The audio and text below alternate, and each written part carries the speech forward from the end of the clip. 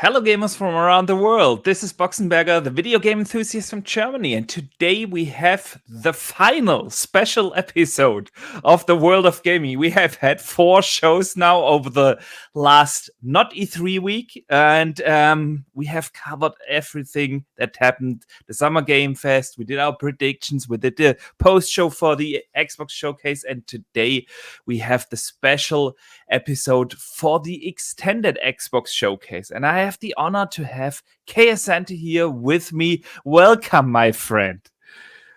Yes, sir. Yes, sir. Thank you for the invite. What a momentous occasion. This will be an interesting conversation, I suspect. Oh, yeah. It will. It definitely will be.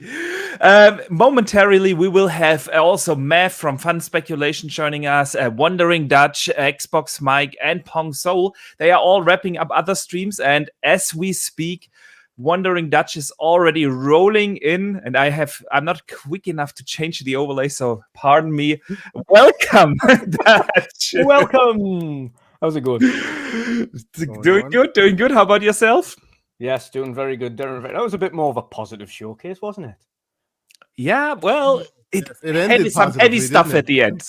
Heavy stuff at the end. Heavy We stuff, definitely absolutely awesome as well, though. Absolutely. We'll get round to Absolutely. it, but yeah, awesome. incredible moment. Yeah. So also very big welcome to everyone who is already in chat. I see a lot of familiar faces or names there. Welcome to you guys. Thanks for hanging out with us. I know there are a lot of parallel programs, other streams and stuff going on the internet, but that means even more that you guys chose to hang out with us here today. Fantastic community we have here. And if you're here for the first time, just say hi in chat. We have an amazing community here, very welcoming, and all opinions are respected here. That's what I appreciate about this community, and that's why we do these shows and have these discussions, and it's going to be a fun one here today. Dutch, Asante, I'll get to you guys in a second. I have to do some housekeeping because you guys know who follow the channel that this show has found a sponsor, and it's not Manscaped. We have enough shaved balls in the gaming community. No, I have a sponsor called Play Vital. Pardon me, I wanted to change here the overlay. They offer different ways to customize your gaming experience, like different silicone cases for controllers. There are different knobs you can attach to thumbsticks of the PlayStation or Xbox controller to customize the height, width, and a grip of your controllers. They have skins for consoles, like the one I can hold into the camera is this one here that they sent. Where's the camera? There you go.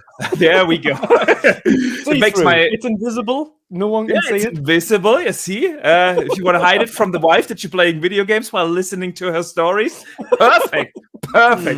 No, just kidding, of course. Wow. Yeah.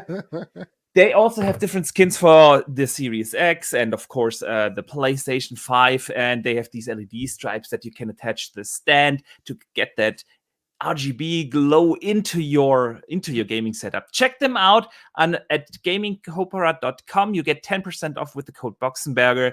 And some real good stuff. Otherwise, I wouldn't advertise it here. So definitely check that out. And with that, let's get this show on the road. Asante, we had a brief chat in the green room before the show. And let me briefly welcome in Mav from Fun Speculation. Hey there, my friend. Thanks for joining. What is going on, guys? How's it going? How you doing? Not bad. Just got done watching the show. Went downstairs real quick, said hello to the wife and daughter, and rushed back up here, and now ready to talk about it. Awesome. Hello, goodbye.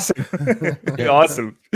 So I just want to start with just getting the overall thoughts about the show. No major new announcements here today. Some real heavy stuff at the end. Asante, let us hear your thoughts about the extended Xbox Showcase. I mean, I thought it met expectations, right? We expected it to be an extension of the original. Now there were initially they tried to bill it as new content and this and that, but in the late stages, Aaron Greenberg did come out and set expectations accordingly. So that did deflate some, but it met what we expected it to meet. Even in that instance, I do wish we had seen more from certain games. Like, for instance, I think it was Dutch who was saying, I wish we had seen some more Forza footage. Maybe more of a deep dive, have a conversation about it, show us some more ins and outs, things like that. A few things were missed here and there that I still think I wish I would have seen. But how can you? They wanted to talk. And have more of a deep dive with the consumer, with developers and whatnot. And how can you complain about how they ended that? So I think it was very powerful. I think it was very useful. People need to know what's going on, and it's way beyond games. And that was a very powerful way to end it. So by and large, I think it met my expectations. What it means for Xbox as a whole, as a conversation as we've been having for a while, that is a conversation that will continue to go on, and there are many theories that I think we're going to get into and stuff. But by and large, I think this show did what it needed to do, and that was that. That's awesome. That's awesome. I also want to hear, of course, the thoughts of the community. I will put up a poll in the chat in a second, but I want to hand it over to Dutch. What did you think about the extended showcase? Did it deliver? Was it what you were expecting?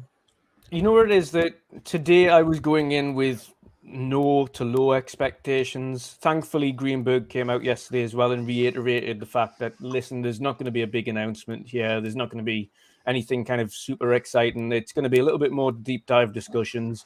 And I came away pleasantly surprised. There was a few awesome little announcements in there that I wasn't expecting. Valheim going to Game Pass, Texas Chainsaw Massacre going to Game Pass, which was I didn't expect that at all.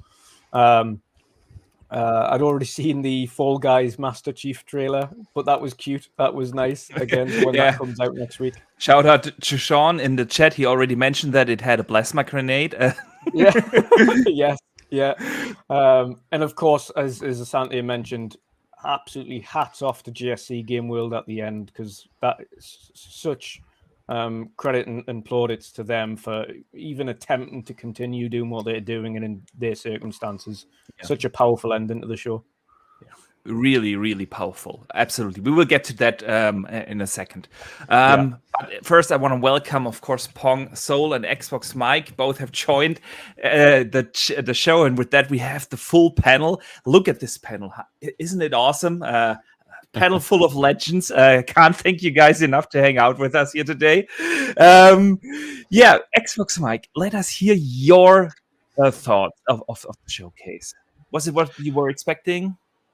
It was better than I was expecting. Much like Dutch said, after the last show, I went in with zero expectations, which in hindsight is what we should be doing with every chat, because I think you get sucked in with that hype on Twitter when you've got people like Jez saying, get the hype, start building the hype. This is real.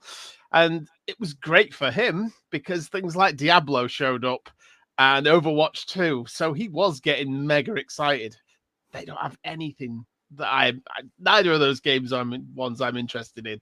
So yeah, I should have tempered my expectations knowing that Jez was so excited that he was getting what he wanted, because I know he likes a lot of those games that I'm just not interested in. So I went back and rewatched the show in 4K, and that I did up my score slightly just because some of the stuff we saw looks so much better on the 4K stream. But on this stream, I was very much just like, we're probably just going to get exactly the same games again. Yeah. And even though I was slightly more excited now, having watched a lot of them again, I still wasn't thinking we were going to get much. And then they threw in a few sort of little surprises, things that we didn't know. And that was good. Again, not cool. Massive stuff that I'm interested, but some of it looked interesting. And then, there was a few nice little, sort of updates on stuff that I was interested in. Yeah. So, excuse me. So yeah, not a bad show. Not a bad show. Yeah, I enjoyed it. Nice to hear that. Nice to hear that. Mav, what did you think? You streamed that thing, so yeah. What was the impression? I thought that overall it was better than last year's second show, right? I thought that there's a few things that they did a really good job with. Pete Hines' segment where he was talking about their games and especially stop reading Starfield, my mind, please. Especially when he was breaking down Starfield. And how he broke it down and pretty much just answered all these naysayers about like, well, it's really not like, it's just like No Man's Sky. He broke it down and explained what makes a Bethesda RPG special. Yeah. And I felt like that was super important to kind of remind people, because it seems like people have like very short-term memories in the gaming community and don't really understand why this is a Bethesda RPG or what makes it a Bethesda RPG. And he laid it out better than I could ever have. I mean, I try to. I mean, Pong tries to. I mean, we have this discussion. We try and tell people this stuff all the time. And he just articulated it perfectly about what makes a Bethesda RPG. And it was knowing that that's in Starfield and reiterating all these things just, I think, really helps that game. So that was probably my favorite thing, is just hearing him talk about Starfield, right? May I just add one thing here? I've seen on Twitter all day that the discussion around 1,000 planets being way too much. No, and it's like I think he unintentionally touched on that, because that interview was pre-recorded. Yeah, that was not recorded today when that narrative was out. Yeah. It was recorded weeks ago. It's about options, right? Like exactly. You go where you there is want no to way. go do what you want to do. Exactly. It's there is no way how you play a Bethesda game. It's just what what you want to do in that game. I loved it. Yeah. What they're trying to do is try and take a realistic approach to the potential future and like what people could potentially choose to do in that situation, and put a story behind it. You know what I mean? Dutch had a really good point actually about the modders. Dutch, just what you said a minute ago. Just tell that again. Yeah, it's obviously you've got 1,000 planets, and you've got to think before even when the modders get their hands on those 1,000 barren planets, they no longer become barren planets. Yeah. It's interesting. I mean, I can't wait to go to Halo World one day. You know what I mean? It's like going to be absolutely amazing. Yeah. So, a quick question for me. So people are complaining it's too much or not enough? Too much. I think they're complaining that there's going to be 1,000 planets with nothing that to are dormant. Yeah. So no one's told them that No Man's Sky has 18 quintillion planets? No, but that's different, supposedly, Asante. Supposedly, I missed it when Bethesda said you have to go to all 1,000 planets to finish the game. I missed that part. Yeah. I already moved to one of the planets, as you can see, so I'm already living in Starfield. I'm going to be forced to sit on this barren rock and go walk around it for days on end. It's going to suck so much. No, you have to lap every planet. You have to do one lap around every planet. I don't get it. And but if you do not every side quest on every planet and turn every rock, you have not finished the game. I've never even finished Skyrim. I don't want to, dude. I keep living in that world. I go off and do different random stuff. I don't even focus on the story. Exactly, you know what I mean? Pete said. Yeah, it's like that's not how I play it. You know what I mean? I think the people that are upset about it are the people who are sticklers about finishing every single thing, and now they're going 1,000 planets. They how better the hell not can I finish all that? I'll just say right now, they better not put an achievement for visiting every planet. Oh, you know they will. I actually thought they should now. I actually thought they should now. Wow, I think that would be fantastic. That'd be crazy, So besides that, not only the achievement, but the achievement is for 0G. Yeah, you gotta give it troll them like a Call of Duty game. One G. Oh god, don't remind me of the one G. Not uneven achievements. No uneven achievements. Don't you start with that shit. Well, that'd be amazing. But besides that, though, I thought we finally learned kind of what Aura is, which I was hoping to see at this. Right. We got a few little surprises in there with Valheim's a pretty big game, so that's not that's not a small deal, right? There was one big omission for me, something that I heavily expected to be here, and that was shocking that was not here to me, and that was Halo. Yep. Like they were not there at the other showcase, and they showcased Sea of Thieves expansion stuff, Forza Horizon 5 expansion stuff. They showcased Grounded Fallout 1.0, Fallout and 76, Elder Scrolls Elder Scrolls Online, Online. and their biggest first party franchise was not anywhere present in either of the showcases. I found that extremely interesting. Like, you got this co-op campaign insider test that's supposed to be happening in July. You have season 3 and Forge mode is supposed to be happening in a few months. You know what I mean? To not have anything from Halo at all. Like, I didn't want it in the first showcase, right? But I heavily expected it to be here. Same. And that makes me answer, like, it makes me ask some questions about why, like, was it omitted? You know, and especially considering that they said it's all about what we are going to play over the next 12 months, and certain affinity wasn't there.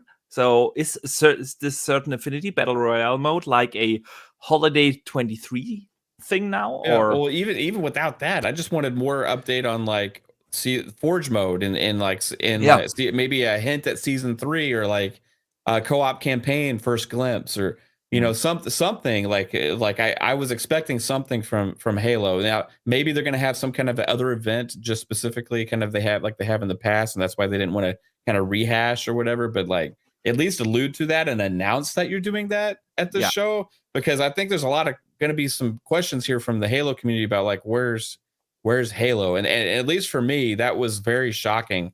However, besides that, like overall I still think it was like better than last year's show. And Stalker 2 at the end, man, that was just like really, really powerful. And it was, I was like, I was watching it, it's like, oh man, we're about to see some really disturbing stuff and really sad stuff here, right? And then they show the guys in the studio. I'm like, oh, okay, cool. They're going to show some fun things, you know. And then it goes into the heartbreaking stuff, and I was like, man, this is like, it's just hard. It's hard to watch. You know, it actually like affects you emotionally. And knowing that these people out there are just everyday people trying to live their lives, like me, you and me, and then a war erupts into their city, and they're trying to still bring us a video game. You know what I mean? Like that's based on their history and their culture, and it's rooted into this game, and they're passionate about it. And watching that is just like it's tough to watch, but like applaud to them for giving us their truth, right? Absolutely. Showing us their story. It's their story to tell. Anybody criticizing them for like or political reasons or any of that kind of stuff, just screw you, right? Because like this is their experience, right? This is their story to be able to tell. They're working on this game. They're showcasing what's going on behind the scenes that is affecting their lives, right? While trying to bring this game to the community. And props to them for showcasing that, even though it can be hard to watch for some people, right? And then show us even the first glimpse of that game.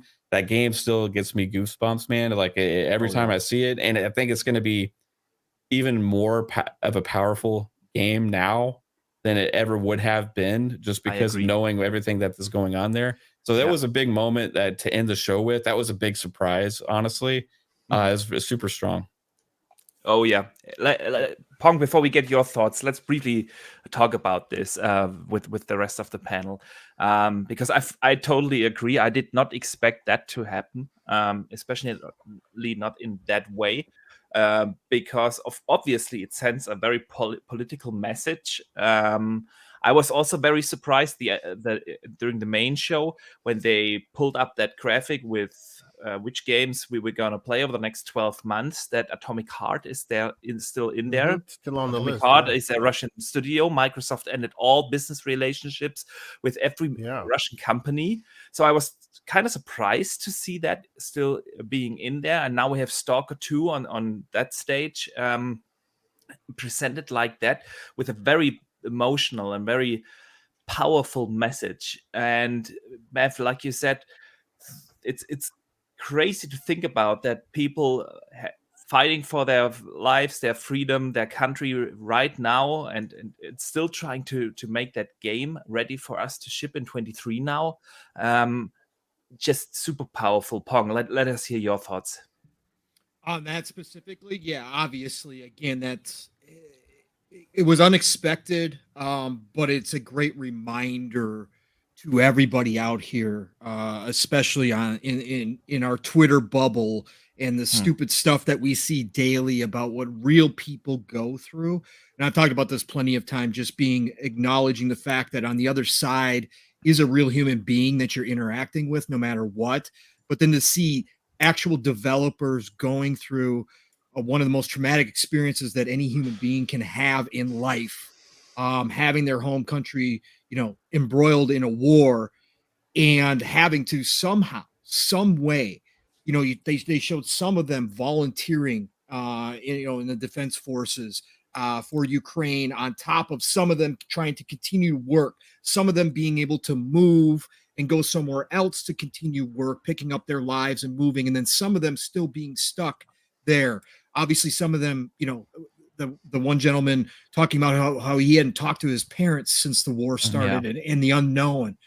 Again, this is real life. The stuff we talk about here is hobby, it's entertainment. Yeah. Unfortunately, some people still think that this is real life, that this is like what we, this is something to fight over and to get upset about and to bash other people for. When you see something like that, it's a great reminder. And then, like Mav said, the fact that they're still trying to put out this game, the passion that's involved with that for this team to even think about that at this point is like mind-boggling to me. Because I try to put myself in that spot. Like, would I be thinking about going to work? No, I would not be thinking about going to work in any way, shape, or form if I've got bomb raid sirens going off around me, right? That's like the last thing I'd be like if my job even asked me to, I'd be like, yeah, go fly a kite, right? I mean, this is the most ridiculous concept ever, but that shows the passion of this team. And if you know anything about GSC Game World and where they came from and what that team has been through outside of this, with them actually ending, they were done, their business was done, and then they fought to bring it back. And part of the team went off and obviously did Metro and all that kind of stuff, but one of the original founders brought this back to life again. Like, this is his dream, and now it's in jeopardy because of the situation, the war over there. So again, this was a powerful moment. Xbox is very good at doing this. They're very conscious, right? That this is the new Microsoft. This isn't the Microsoft of old, right? This isn't the impersonal type of company that a lot of us grew up knowing, that was getting sued by the government for, bullying and all that kind of stuff within the industry.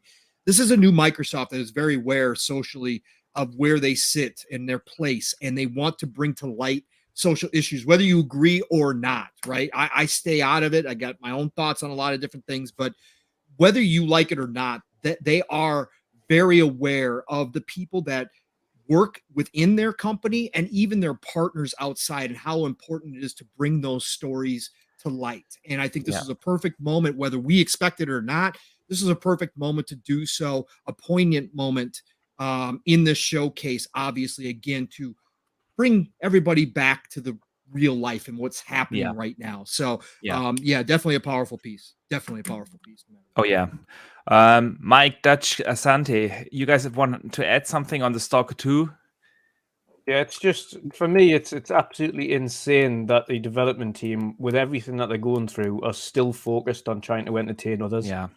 Absolute massive plaudits to them, that they, even when you're seeing some of the footage of them sitting in what is essentially shells of homes that they're having to kind of be in, and getting their equipment out and developing the game and still trying to do things whilst others have chose to stay back and defend their home. It's both heartbreaking and inspirational at the same time. So it's such a powerful end to the show. Massive plaudits to them. Yeah.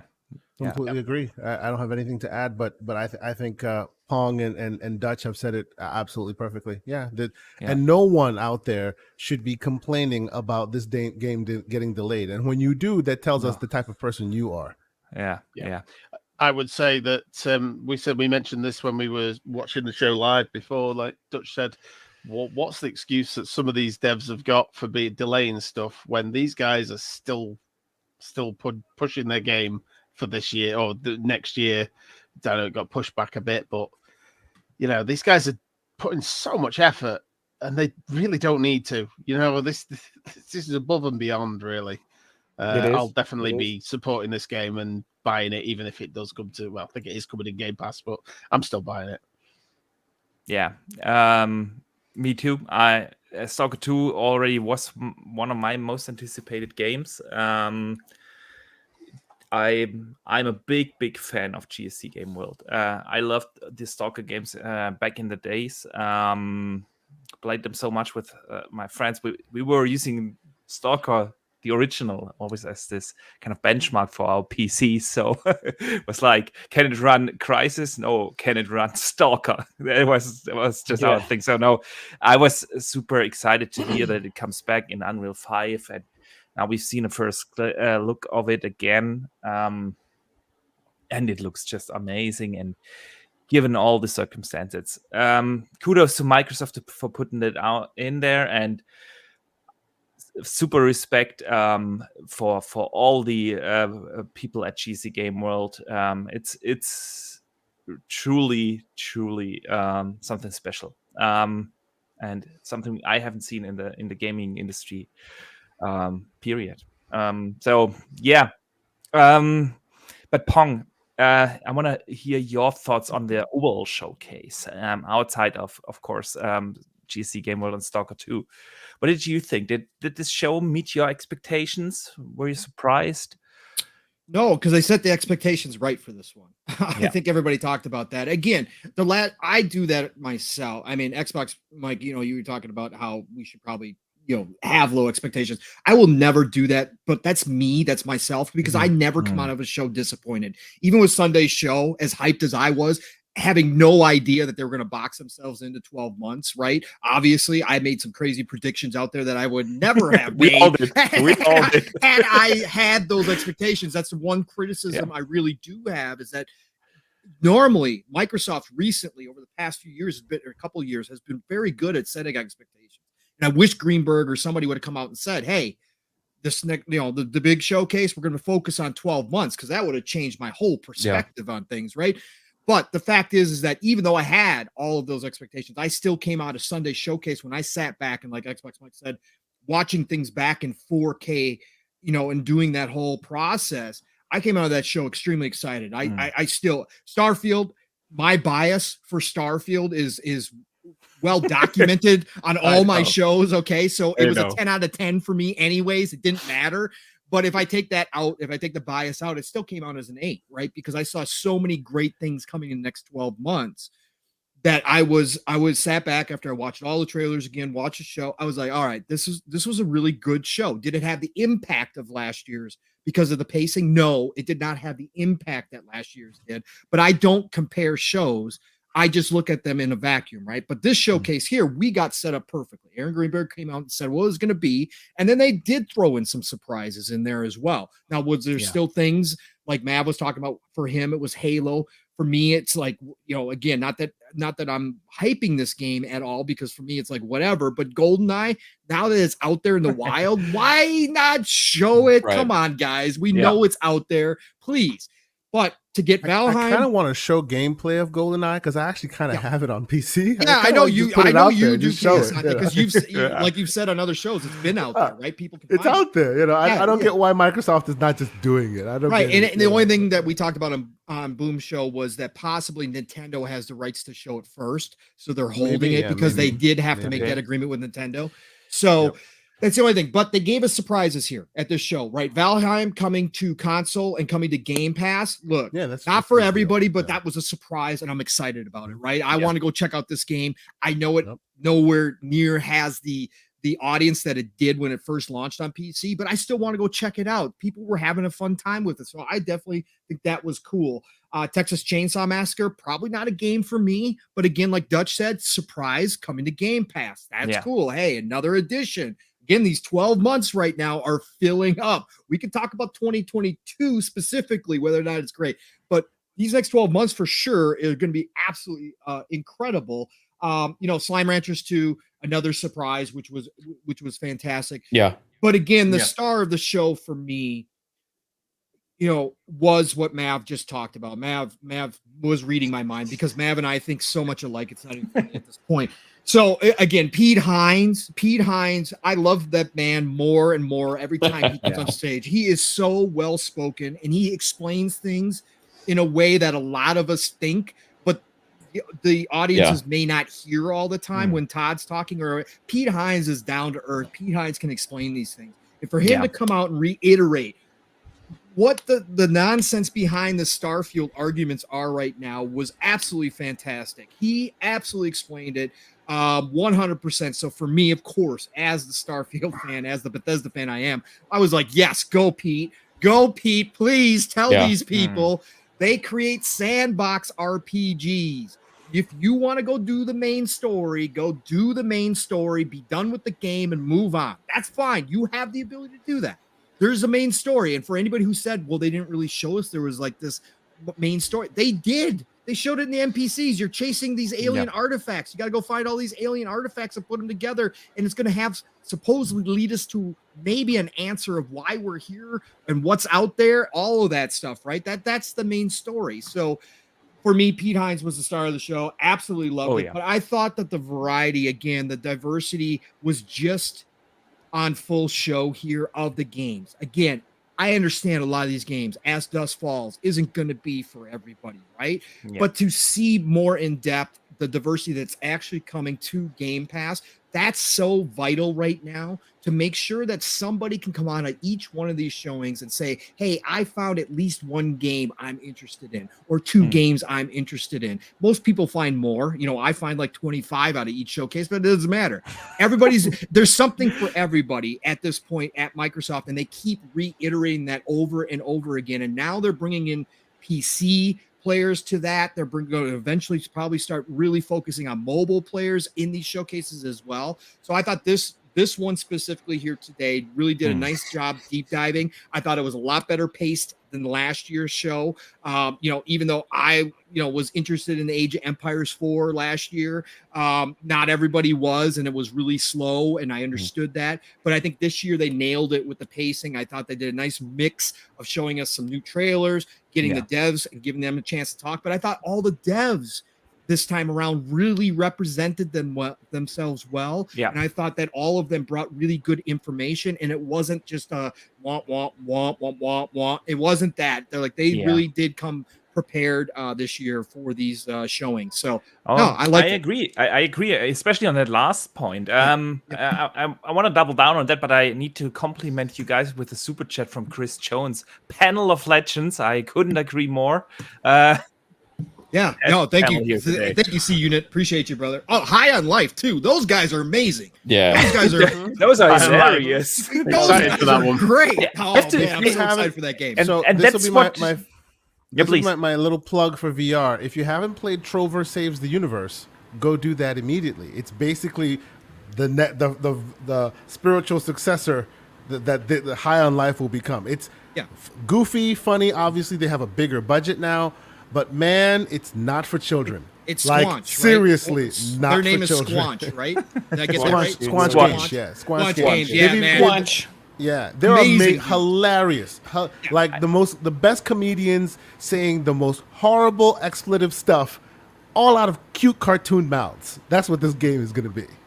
So please go play that. That's amazing. Yes. Yeah, that's the thing for me about this extended showcase. A bunch of games that didn't do a lot for me during the main show actually piqued my interest now after this extended showcase. High on Life is one thing. I've seen my timeline yesterday full with people saying, "No, I'm so excited about that game." I watched the trailer twice and said, "Doesn't do anything for me." Now, I don't know what it was, but seeing the devs having so much fun and everything, real good stuff. ARA, History Untold, is another example. I'm a huge strategy fan. Yeah, I've said that so many times. Age 4, my most played game last year, probably my most played game this year. Needs to come to console, both of them. By the way, 100%. It needs to come to console. Then I'm gonna put another 250 hours into it because that's what my counter already says. So no, but yesterday ARA didn't do anything for me.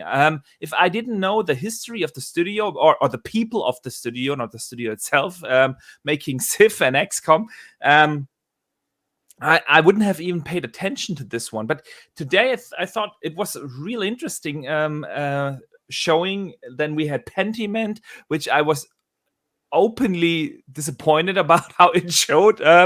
But hearing Josh Sawyer today and the idea behind the game, still it won't do anything world moving, but I will definitely give it a shot. And I think that can be said with a couple of games that have been discussed today. They showed really well. I also thought, like, as dusk falls, at least we now have an idea what are we doing in this game.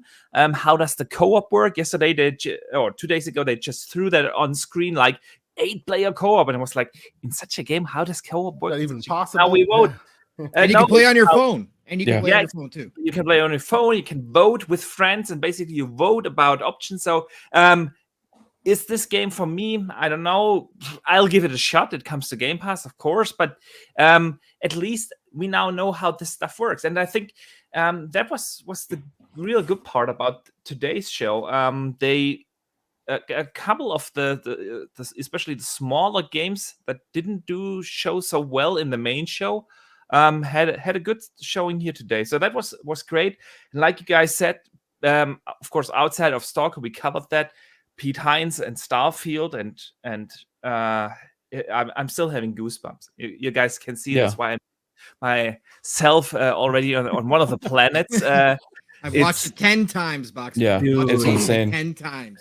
I watched it on every screen. Like, I have a 75-inch upstairs in the living room. I watched it there. Watched it on the phone. I watched it on, of course, here on my PC monitor and on the OLED in the man cave. And it's gonna be awesome. So let me. Can I address the people who are talking about the fact that it's so similar to No Man's Sky? First and foremost, who in this audience, in our panel, has played No Man's Sky? How many people have played No Man's Sky here? How many hours have you put in to No Man's Sky, roughly? Probably between PlayStation and Xbox, probably 20, 30. Only a couple. About 2-3 hours. Yeah. So, you didn't play, Mav. Jasper played for you. Okay? I enjoyed it until I realized it had odd achievements, and then I was like, I'm out. Okay. Right. And then you were like, the odd achievements did it for you. Okay. So I think between you and me, Pong, we have played this game the most. I've put about a couple 100 hours into it between standard and VR, because it goes into VR as well. No, not at all. I guess I say that to say I see its similarities, but that excites me for it. Like, it totally, because the problem I had with No Man's Sky is it's full of such potential, but the budget and certain drawbacks, it's almost like the same idea given to two different studios, except one studio has infinite budget and the other one has a very finite budget, and see what they can do with it. They basically, I said this to Everbone, they Batman Beyond No Man's Sky, right? They took the same idea and made it gritty and real, and then added Elder Scrolls on top for the dialogue, just for good measure. You know what I mean? It is exciting to think that game style gets to reach its full potential because it has infinite resources now, right? Yeah. That was a big problem I had with No Man's Sky, that there was so much potential there, but you will never reach that full potential because they'll never put as much money and as much attention into it as it deserves. And I feel like them taking that idea as a baseline and extrapolating on it will make it even better. We'll get genres now from that style, right? So I don't think anybody should be complaining about it. I think this is a great thing in my opinion. I think I have nowhere near the time in No Man's Sky that you do. I played for I want to say 7, maybe 10 hours. VR makes it a lot more fun. Like, you're tactile doing things in VR, so it makes it a lot more fun. That's why I spend a lot of time playing it. The thing is, I didn't even think of No Man's Sky because that was a survival game to me. It wasn't even an RPG. The only game that I would compare it to, outside, of course, of Skyrim, or maybe some lines of Mass Effect, or I don't know, is maybe Star Citizen, honestly.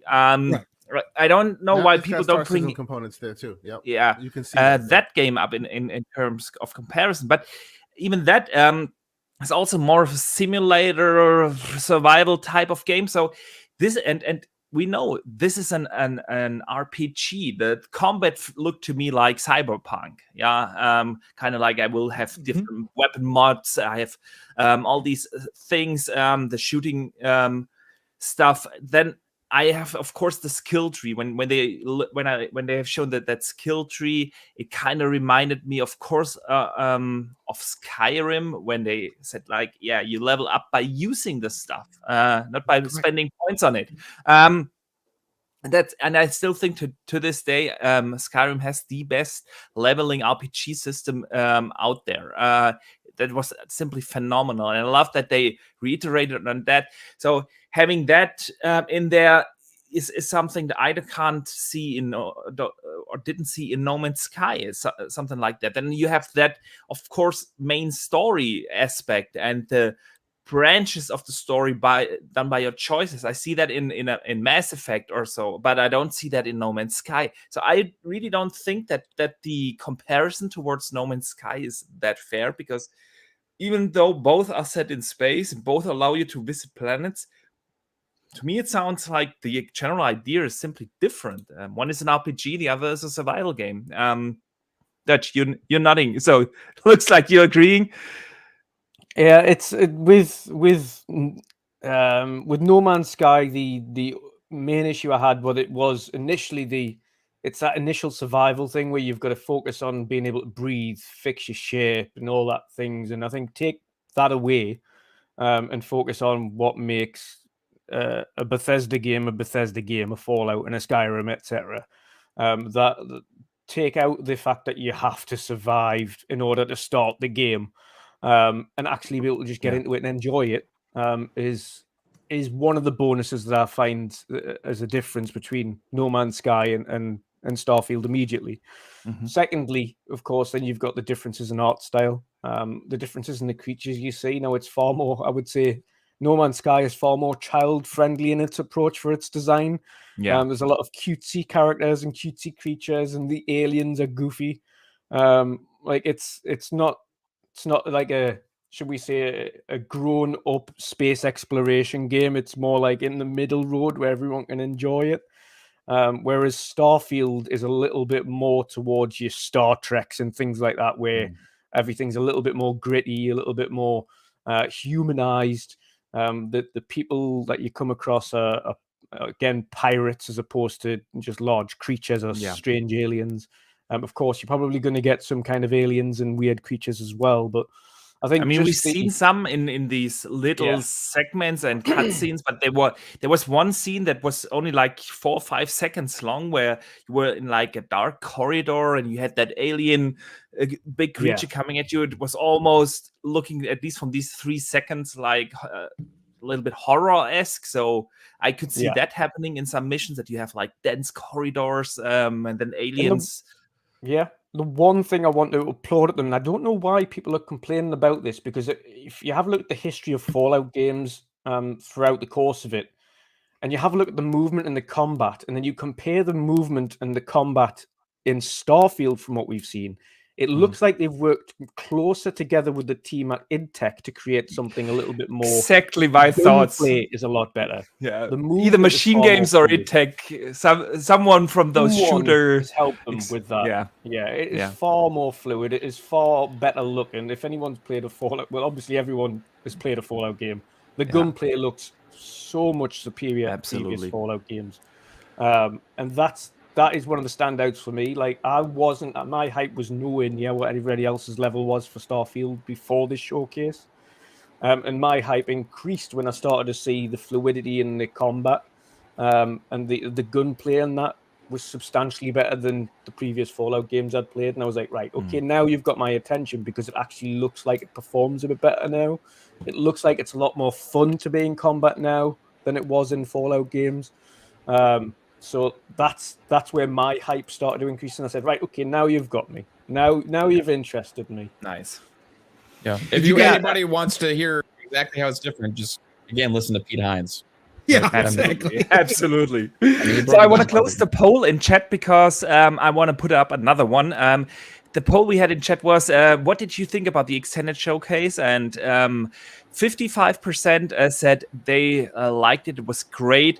16% said it wasn't what I hoped for. 10% thought it was boring, and most importantly, 19% agree with me. Pineapple on pizza is a crime. So I'm gonna close this now. We can also agree. I can't have Wrong. See, You're wrong. okay. That's what I voted I'm for. gonna mute you or kick you out of the show now.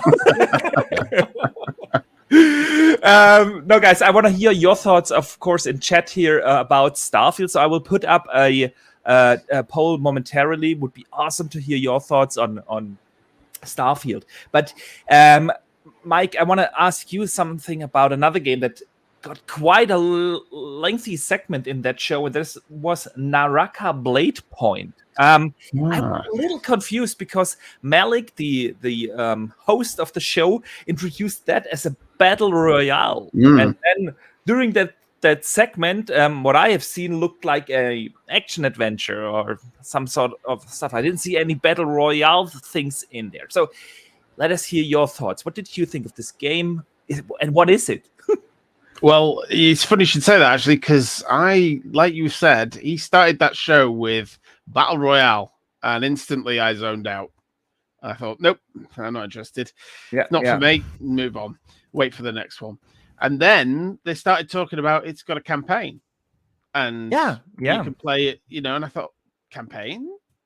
Okay, you're bringing me back in now. What campaign? Because it looked good, but I'm just not interested in Battle Royales. So, yeah, it drew me back in. But annoyingly, then they didn't really explain much about the campaign.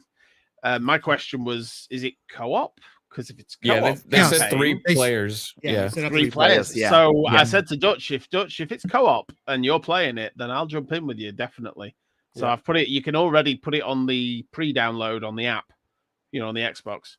So I've already got it pre-downloaded, and it's available through the Insider program for anybody who's got the Insider program. You can actually download it and play it now too. Not the campaign, but you can play the multiplayer. So if you want to fool around with the characters and kind of get used to it, it's a monetized game. It's a free-to-play game coming from PC, so the menus are still set up that way. So you got to kind of get used to that. But the details in this game are phenomenal. So they've done some really good stuff here. Steel has played a lot of it on PC, and he actually said it's awesome. It's actually really enjoyable. The BR mode is enjoyable. I'm not a big BR guy either, but I'm going to check this one out because it's got some differences to it. So I'm going to check it out for sure. And the campaign for sure. Absolutely. Yeah, some of the actual sort of mechanics, the way you move around, remind me of Tenchu with the grapple hook. Yeah, you can grapple other people too, and you can do all. Yeah, yeah. So I'm down for that. So yeah, like I said to Dutch, I'll jump in with that. If you're gonna play it, I'll jump in if it's got campaign co-op. But other than that, it wasn't for me until they mentioned the campaign. Mm-hmm. I think with these kind of games, I'm also with you, Mike.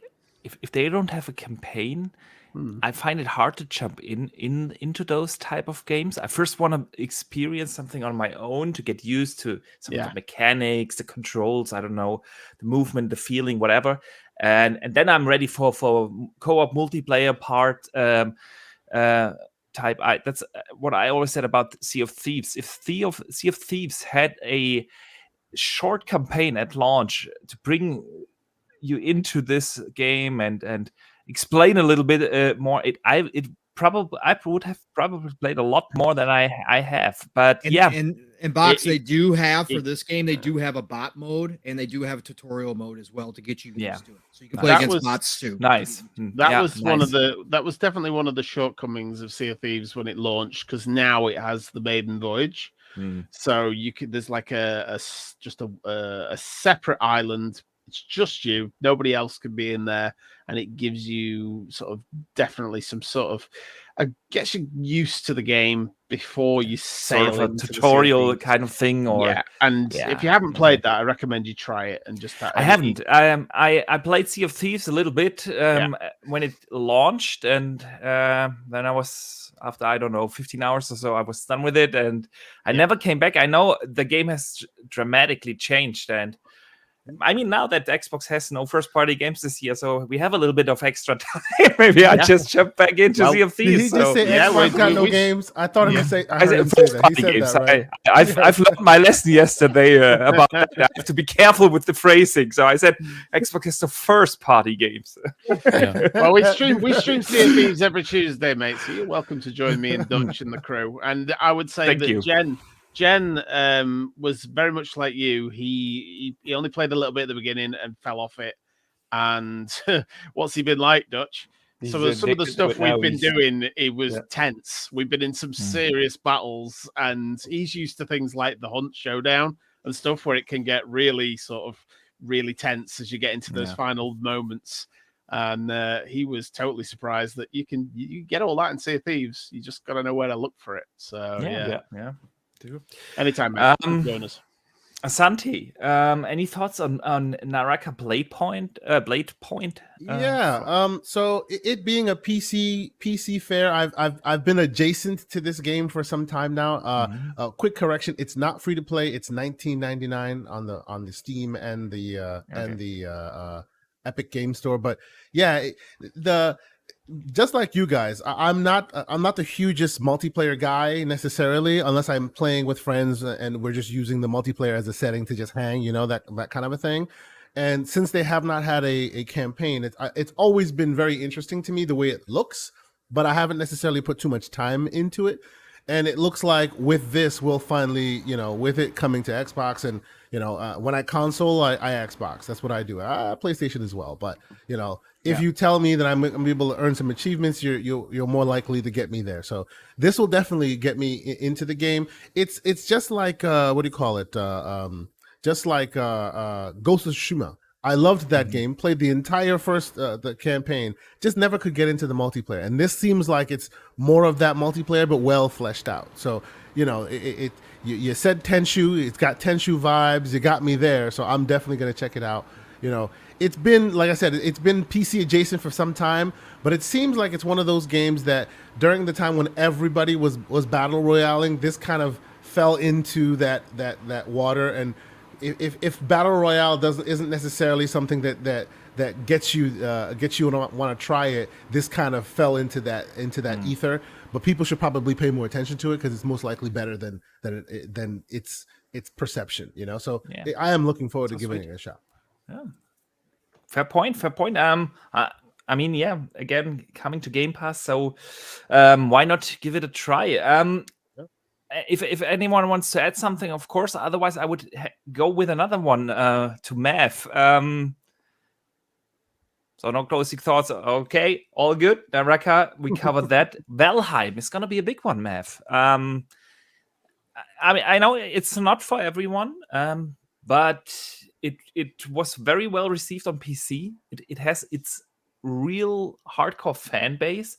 So what are your thoughts? It comes to console in 2023. It will arrive in Xbox PC Game Pass this fall. Yeah, I like when PC games come to console. That's my main takeaway from this, right? Like over anything else, I mean, it's got a huge audience. I believe. I don't know if the audience has stuck with it for the long haul, but I think it is still a pretty popular game, and it's cool. It's going to PC Game Pass, so maybe that audience will grow even more and eventually come into console. I want games to go to console. A lot of PC games, and I'll say this about Aura as well. I don't know how they can make it work, but like I would like to see that eventually come to console. As we've seen more console games go to PC, I also think the opposite needs to happen, and more PC games need to come to console, right? And more games for everyone, he'll play everywhere you can and stuff. I really think that's important. I have heard of Valheim. I've seen some snippets of gameplay in Valheim. I don't 100% know everything it's about. I think it's like a survival game, right? Set in like kind of the Viking lore, right? Viking exactly. times and stuff. So it's a survival game that heavily focuses around building your base. It's base building with survival elements. You get to be Dutch, is what you get to do. Yeah, Yeah, okay. basically, So it's a Dutch simulator. It's a Dutch simulator. That's why I didn't ask him about the game. Just a That's why I went to you, because he is biased. We're not getting an honest answer there. It's definitely something I will try when it comes to console. And when I get my Steam Deck up to snuff on Game Pass, which I'm going to work on, I will play that on PC Game Pass as well. I'll check it out there. And yeah, other than that, I mean, I don't have any like exciting thoughts for it, but it was also the second notes was this was one of the little surprises they had, right? There's just a couple of those little sprinklings they had in there that I was hoping we would get, like, and I think this kicked off the show, did it not? Like, this was the first thing we saw. Yes, it did. It was, yes, it did. Yeah. After Phil Spencer and Matt Booty into these interview segments, it was the actual first game that was shown at the showcase. So can I ask a question? Let me ask you a quick question, Mav, about your good point about Xbox console games going to PC and PC games and vice versa. There's been a lot of, and I agree with you completely, to the point where I was excited when OG Xbox One started getting keyboard mouse support in the hopes that it would bring more games that way, you know. But it seems that there's still, even though keyboard mouse support has been enabled for the console, the developers, or the powers that be, if you will, seem to be very much still in the mindset of, if it's not fully integrated in controller, we're not dropping it on there. Right, because I think that's the reason why we haven't gotten as many PC games on console. My question is, and it's to everybody: would y'all play it? Would y'all be more likely to play it if it required a keyboard mouse on your console? Here's my answer to that. Right, we'll never. Here we go, man. We'll never know unless they start doing it. I've had this exact argument before with Pong Soul. Like, he's laughing right now. That's why he's laughing. I saw him shaking like, something's coming. In the context that me and Pong really got into this discussion before, I was only focusing on like a couple of games, right? Now, here's my answer to that and how it would make sense. Like, if you just had come out with one game and all of a sudden require mouse and keyboard support for that one game, I'm like saying it's not going to be potentially very successful. However, if you just open the slate up, and here's my grand scheme, okay? Put Steam on the Xbox, the whole freaking slate, your entire Steam library available on an Xbox console. You will have PC gamers at that point buying Xboxes just to play PC games. And at just that so they can have it in the living room. Right. You'll have gamers putting Xboxes on their TVs to access their Steam library. That are traditionally PC gamers as well. If you do it in that sense, where it's actually the full slate or a wide variety of games, you will see a flood of gamers that have never even considered buying a console before buy an Xbox Series X because it's $500 compared to $1,500 or $2,000 to get that PC that they want. And you know what? I actually think Microsoft agrees with you too, but it's just something weird that happened. Even in the Xbox One gen, not only did they fully integrate it, because part of the insider program, so I've been beta testing a lot of this stuff. Not only did they fully finish the integration, they even let Corsair make this really cool keyboard mouse combo that the mouse doesn't fall off your lap when you're sitting. It's the coolest thing. They just priced it out of normal people's hands. I think it's like $230 or something. It's just nuts. But unfortunately, like, because of that, there you go. There you go. That's it right there. Exactly. So the question remains, why is it that the, let's see, the XCOM version of for instance, of Gears, when it came to PC, no PC integration. When it came to console, no PC integration. Why didn't they implement that? Because I think a lot of people would use it, like, to your point, if a lot more games were doing it's that. just one game.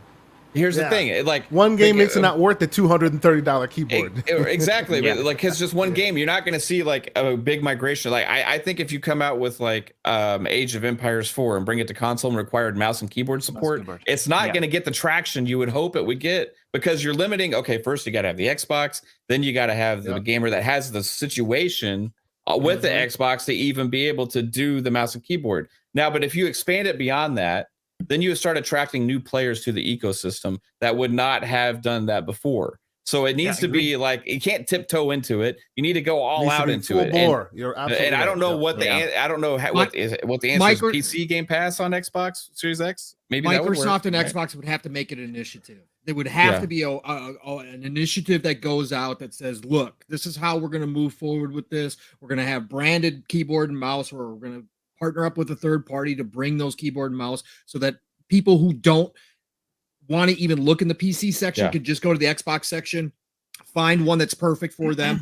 They would have to open it up to all the PC developers, like you said, Mav. They would have to make it somehow. PC Game Pass would be the easiest way to do it, but they would have to, obviously, it would be a whole marketing strategy where you say, we're going to brand our boxes, keyboard and mouse only, must have keyboard. However, they're going to have to do it, but it would have to be company wide. It would have to be a big giant movement. Steam like has you figured said. this out already. And you know what I'm talking about, Mav. You have the Steam Deck. You turn it on. It tells you whether you need keyboard, mouse, or you need. Steam has figured this out already. I'm hoping Xbox follows suit. You're absolutely right. Though. I agree. And then they need to do.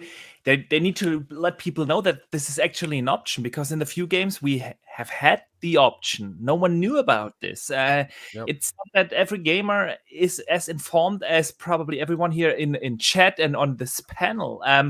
Like I always say, they have all these ads on front and center of the Xbox. Just use them to let people know about some of these features that you have. If you have like on the dashboard in one of these boxes, not the advertisement for some free-to-play game that you've never heard of, but to have like play your games with mouse and keyboard. Let everyone know, okay, here it is an option for you. Then it could catch on. I see a lot of people in chat agreeing here with mouse and keyboard support on console, and I want to also shout out a couple of people that are so passionate for Age of Empires to come to console.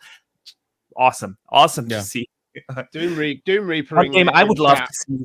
We were expecting it. We were expecting it this weekend. But that being said, I don't want them to use that as an excuse not to try and implement controller support as well on some games, right? Like I think it's definitely doable.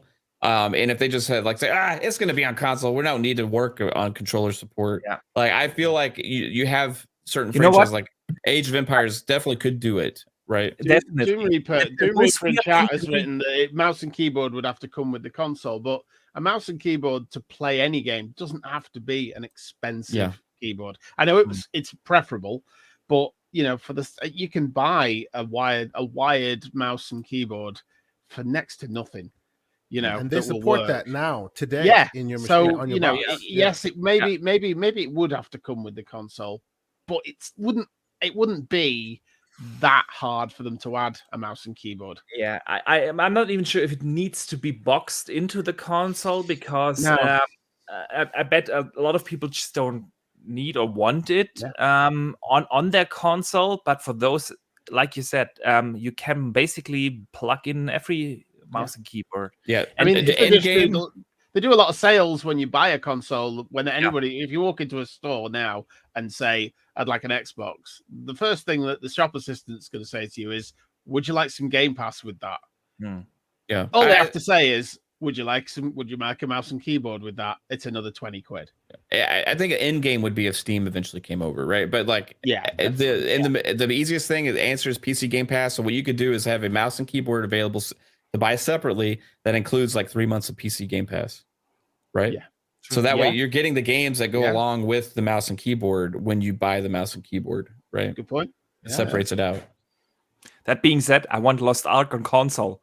I really do. Please. Yes, please. It already has controller support. Just bring it over. But okay, we're getting little off track here. Dutch, I want to bring this one to you because I know you're a big fan of the Microsoft Flight Simulator. Great showing. Paris Lily showed up visiting the Smithsonian museum. I've been there myself, but it was 10 years ago or so. Good stuff. They have shown a couple of cool planes coming in. They have the World Update 10 coming out. Was it today or tomorrow? And 2 other world updates this year. It's incredible how they support this game post-launch. I really have to give kudos to them because I have zero idea how the player numbers are. We haven't heard anything about, like with every other game, they tell us like, yeah, we have reached 5 million players. We have like grounded 10 million players now. Yeah. And we don't know anything about Flight Sim, and they're still supporting it like crazy. So what did you think? Flight sims specifically for people who love flight simulators is absolutely awesome. And Oh yeah, you know what it is? It's not just hats off to the flight sim team because they keep improving the world. What they did initially was just release the game with its overall Google Maps, and what they're doing now is going around the world and steadily upgrading everything to have more photorealistic buildings for every city and every location in the world. And of course, that takes time. They're called world updates, so they're going in by hand and essentially upgrading everything that's just a mesh layer of a 3D replica of what is on the planet by hand to make them actually realistic. I said this in our show as well. The only issue you've got there is Flight Sim, not only on console but on PC, is a huge. I mean, if you thought Call of Duty is a big data eater, the amount of free space you need for Flight Sim and all of its expansions and its world updates planes is crazy. And what the potential of 12 petabytes of data of traffic data that goes back and forth? It started off as 5 petabytes. 5 yeah, petabytes now it's about there. Yeah. Yeah. Started off that much. That's what streams in when you're playing the game. Not all of the time, but essentially it's just streaming this data in whilst you're going around the world. But on the flip side as well, they're backed up by some of the most dedicated community content creators there is in any community that put in literally thousands of hours into every aircraft they put into the game. So even when you're looking at things that Flight Sim themselves are bringing into the game at no additional cost, then you look into the modding community who are creating literally every plane you can possibly imagine into finite detail, working with the developers and the original creators of each aircraft to make sure it's all pinpoint accurate, so that it handles correctly, that the aerodynamics are correct, all of everything works intentionally. So the game itself is going to continue to get massive improvements over its lifespan. But again, it's a game that's got like beyond a 10-year lifespan. It's only going to continue to grow and get better. It's insane. I'm always excited for more Flight Sim content. It's great to see what helicopters are going to do in there, because that was a huge community request, and eventually they're bringing it in there. So they're going to have fun. Yeah, sweet.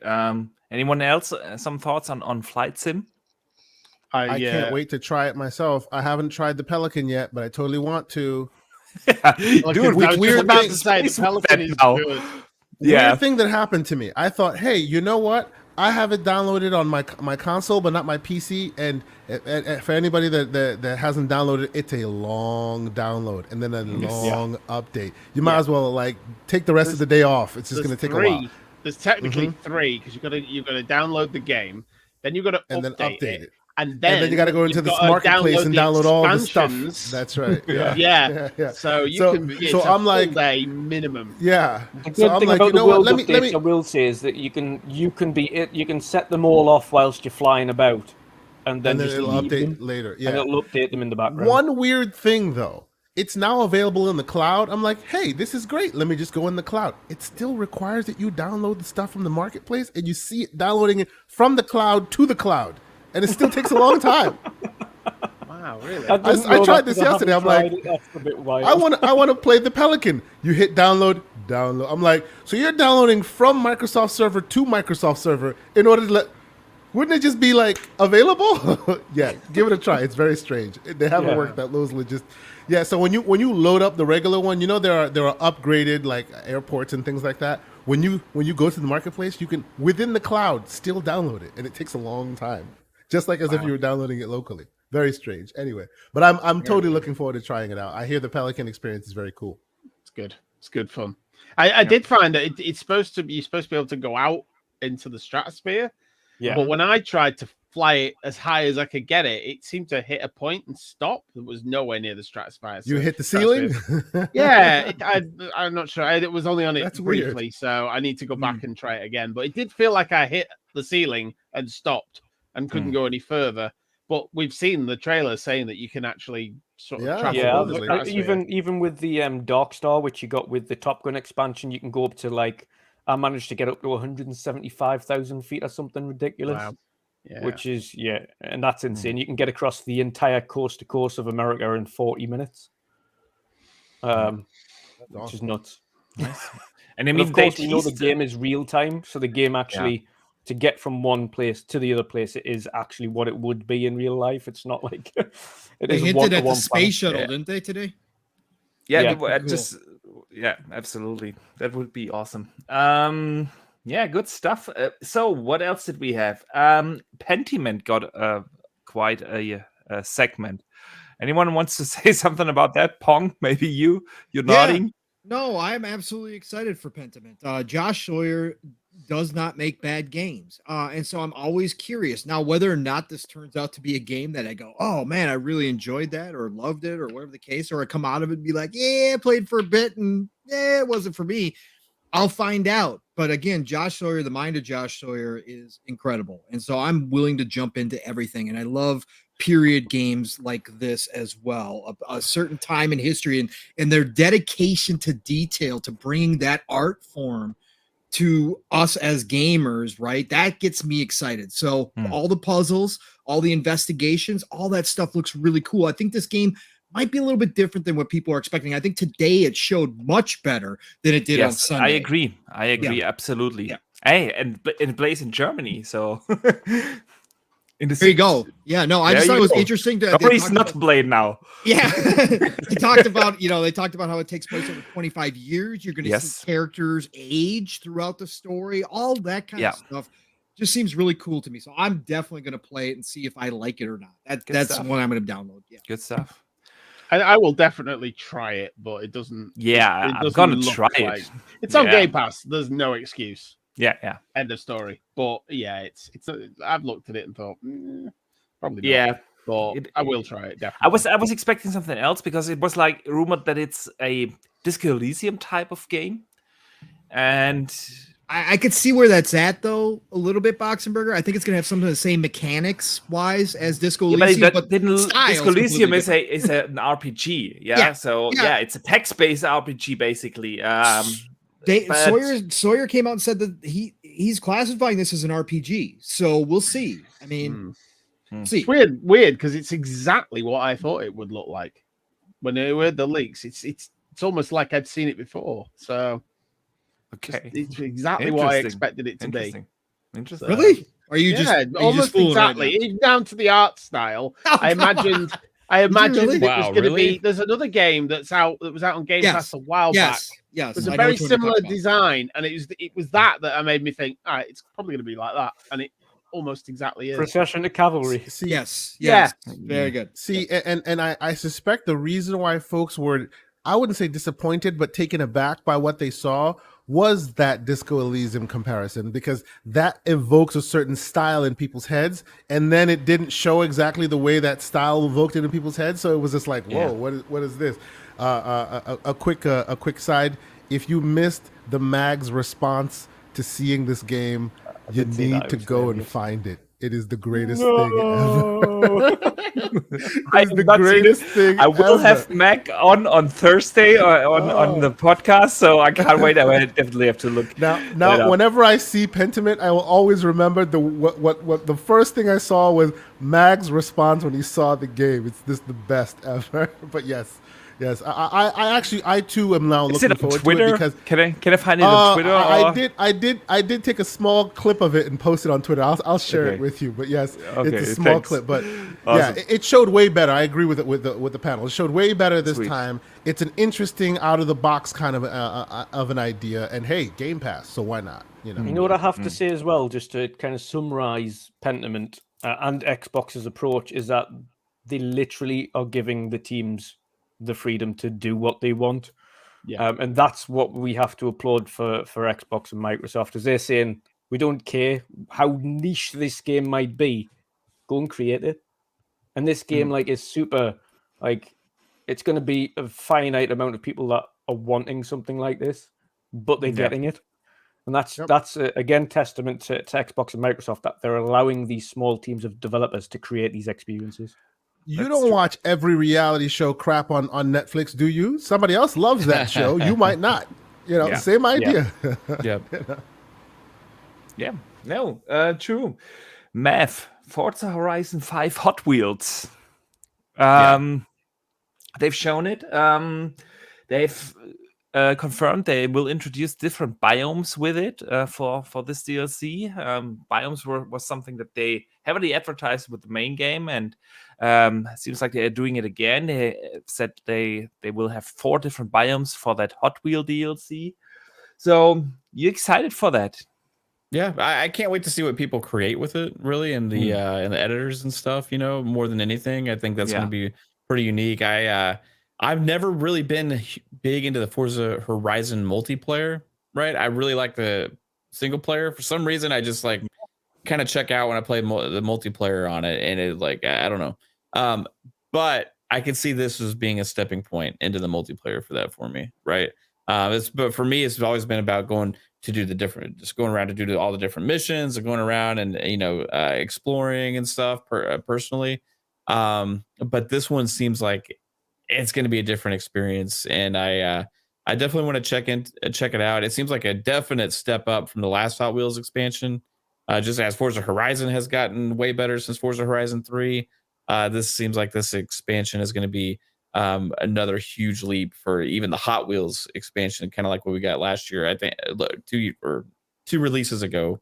I'm wondering like how much legs something like this will have, because it's been so long, right? This is like October release date. Is that what they said? July. Oh, okay. July. Oh, that's pretty soon. Okay, so that's nice. That's 7 months after July launch. 19th. Yeah. And there's usually 2 big expansions, right? Yeah. For Forza. So and usually the second one is the big like themed expansion, Yeah. So I'm wondering what we're gonna get for the second one. This is excite me. However, it's like it's not the biggest thing, for me at the show. Is I honestly checked out, during it, but it does look cool. Looks pretty big. It's also got a co-op campaign to it. Yeah. Well, Yeah. I think they've all got co-op co-op campaigns, but this one starts from the beginning. There isn't like a lead-in. I think it's right. kind of what they said. Yeah. I like together. The other expansions, how I played it was like, oh, this is cool. I'm going to check it out. And I go and I just do stupid stuff for like an hour and then I stop playing it. Yeah, right. That's kind of how I've done these before. So, I mean, the Hot Wheels DLC in Forza Horizon 3 was fantastic. One of the best DLCs. Yeah. But I've also seen a lot of people, of course, complain about it, that it's uninspired, nothing new. We have had that before. But dude, because it was so awesome and it looks still gorgeous, and they introduced a new co-op campaign for different biomes, a lot of variety in the tracks, like with the ice tracks, with the magnet tracks and stuff.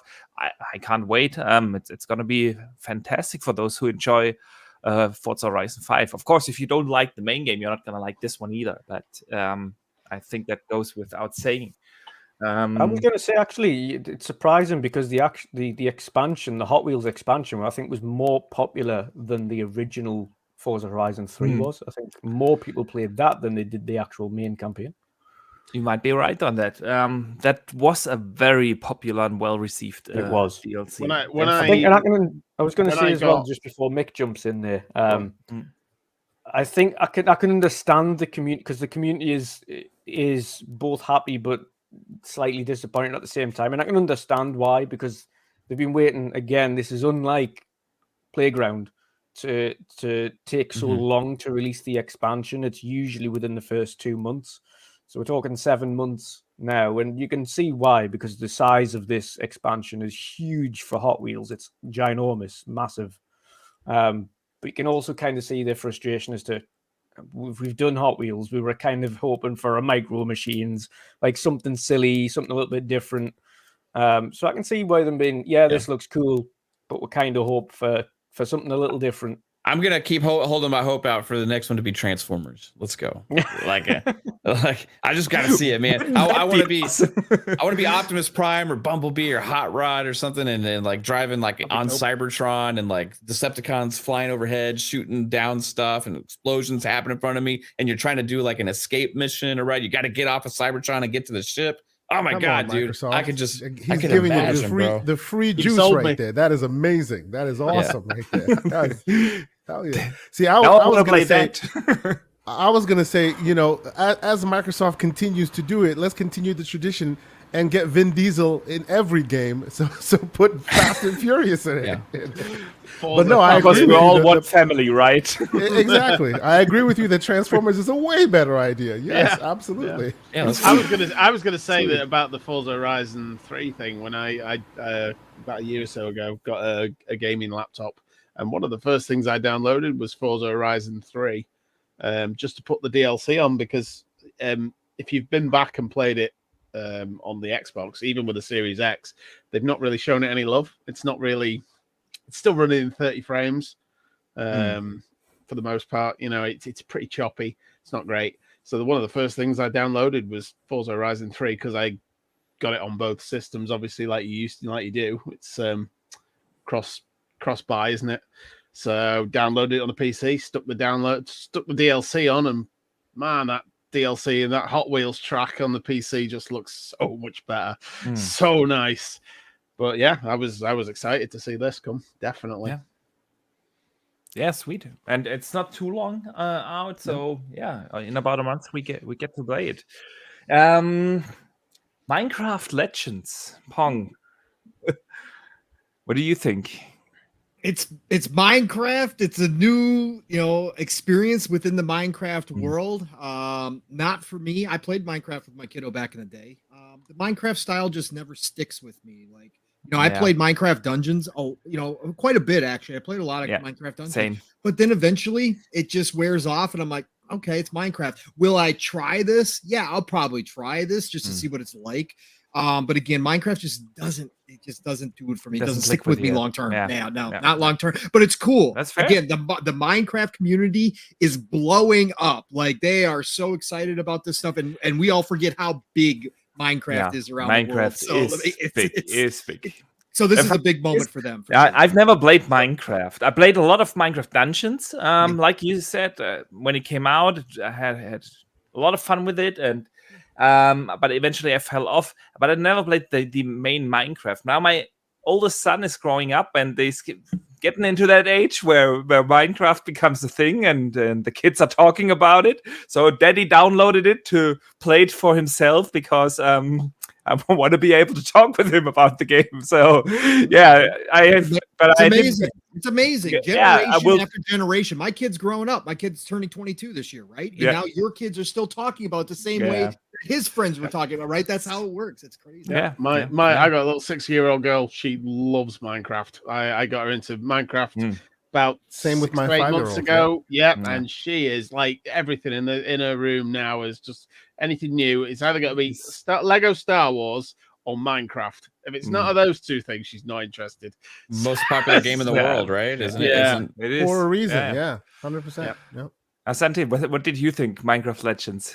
I think it's interesting, man. I think, they keep pushing that envelope. We always go, well, there's never going to be a Minecraft 2. There doesn't need to be, right? They're pushing the envelope left and right, and I like the interesting direction they're going into. For those who haven't played Brutal Legend, that's where that idea of an action strategy was first coined, where it's kind of strategy, but not really. You're in the mix, and that idea is very cool. Just because of that idea alone. Yeah.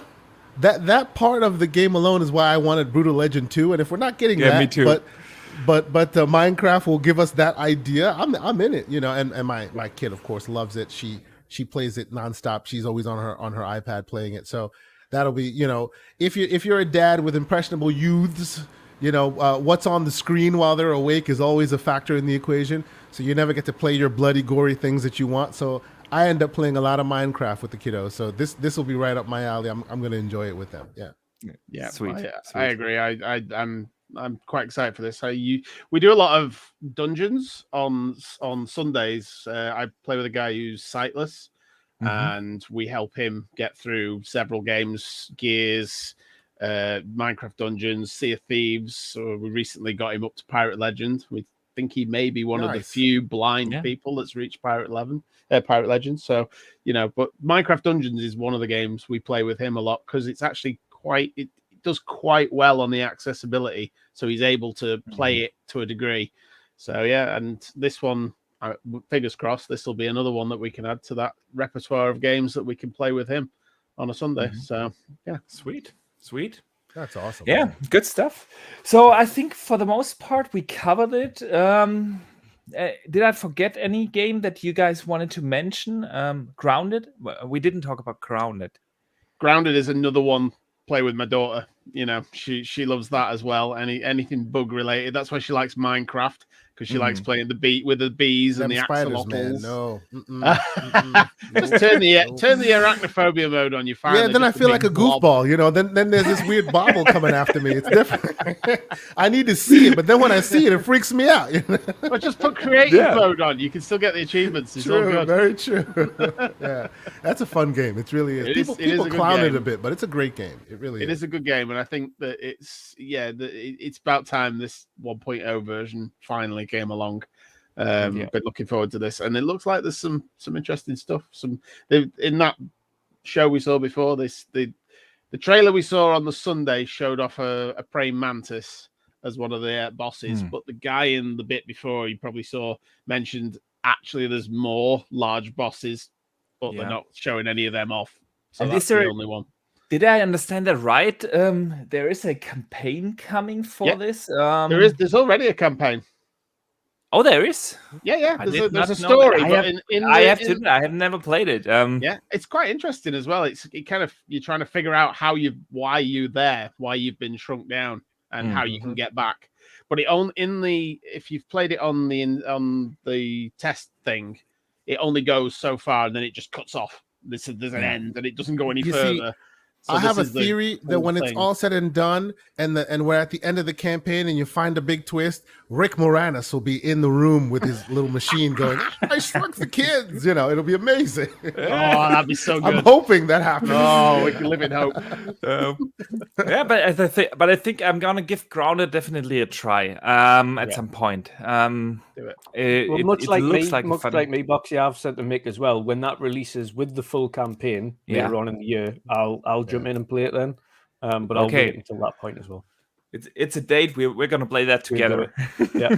All right. Sweet. I want to quickly touch on the High on Life as well. Yes, please. I wanted the High on Life looks absolutely awesome, and the takeaway that I've got from that overall is that I am so thankful for people like himself, like those developers for High on Life, and for people like Tim Schafer who create these crazy worlds, crazy characters, such imaginations. These are the types of developers that we need within the industry, and it's so awesome to see these wacky and wonderful worlds, so vibrant, and these interesting characters and these crazy guns and crazy mechanics and things. They're the kinds of things that I absolutely adore. I'm thankful that Tim Schafer's decided to step away from Psychonauts and do something new, because I want to see what creativity he can do and bring out. And seeing High on Life, that just gives me flashbacks to playing Psychonauts, and it's in a strange way because it's so crazy and the characters are so weird and the world is so vibrant and colorful and strange, and it's that kind of wacky, inventive, creative world that I love. That was my biggest surprise of this, like the entire showcase period, was seeing that game and having that pretty much shoot up to one of my most anticipated for this year now. And shout out to Microsoft and Xbox for going and finding a game like that, right? One that surprised us, and we had no idea. Again, we're going back to those 360 days where they went out and backed projects that people never would imagine Microsoft and Xbox backing, and finding unique games to bring to Game Pass to give us an experience that we may never have seen before. And that's cool. And shout out to all the parents who are going to buy that game for their kids thinking it's a cute game. That is the equivalent. That is the equivalent of sitting your child in front of the TV thinking Ren and Stimpy is made for them. Yes, that's correct. Yeah. No. Like I said, sorry, you've just reminded me of a funny story there about my wife and her sister refused to let our kids and their kids buy GTA 5 when it came out. Right. And then there was a big argument about that for ages, and they were kicking off, and I was saying, well, they're gonna get it somehow. I'm not too bothered, but maybe not. And then a week later, excuse me, they came home with Saints Row 4. Even worse. Even worse. Here we go. Yeah. So instead of GTA, because of all the impressionableness, you bring him the purple dildo. Understood? Yes, exactly. No, that's good call on High on Life. Squanch Games. It's funny that they actually opened the show with those three guys because they came across as genuine, funny people. They have a great sense of humor, and like I said earlier in the show, it didn't do too much for me in the main show. It was just one of those games like, yeah, well, nice, okay, now what's next? And this time I thought it showed really well. Getting some context there, getting a little bit explanation on what's actually going on. I really liked it. Yeah, agree. Yeah, I like the little segment as well he had where part of the part he was talking and he was just saying, listen, like, I am not a developer by any stretch of the imagination. I have got no idea how to do video games. It's like, but I always wanted to because I'm a huge gamer and I'm a huge game fan and I wanted to create this world. He said, so it's been different, but I think that's a lot of people. If you take in, a lot of people want to be in the gaming industry and don't know how to get into it. And there's a lot of creative people, super creative people like him and his team that didn't know how to take their world, their Rick and Morty world, and bring it in to the gaming space. And there's a lot of creative people that might take inspiration from someone like him who is super creative but had no idea about developing or being a developer or a game director, and he's come into it and he's managed to make it a reality in what he classes as a triple I. He was joking about that. He's like, I don't know whether or not I'm indie or a triple A or a triple I, whatever it is. Awesome guys. That's the future that Xbox sees, right? That's the Xbox the future want, that they want the accessibility so people from any walk of life can eventually make their dreams a reality. If their dreams are to make a game, right? They can get a group of people together who may have experience in an area that they don't and make their vision. We're seeing it live. And shout out to Sarah Bond too for her final interview, the Stalker segment, but also that part where she mentioned that they've got a rep now in Africa to work with African developers as well. Again, these great ideas can come from anywhere in the world, and it should be that way. And now we're finally to the point where we can start to make that a reality. So it's awesome to hear that stuff. Indeed. So people in chat wanted us to talk about Stalker 2 again. We started with that a little bit, but since Microsoft closed out the show, we should I want to bring it up briefly again. Super impressive that Microsoft decided to end this show with such a statement, and not just that the game, that the first intro sequence that they have shown from the actual game looked absolutely stunning. Unreal 5 showing its capabilities there, and they are super talented. But that statement was something very, very special.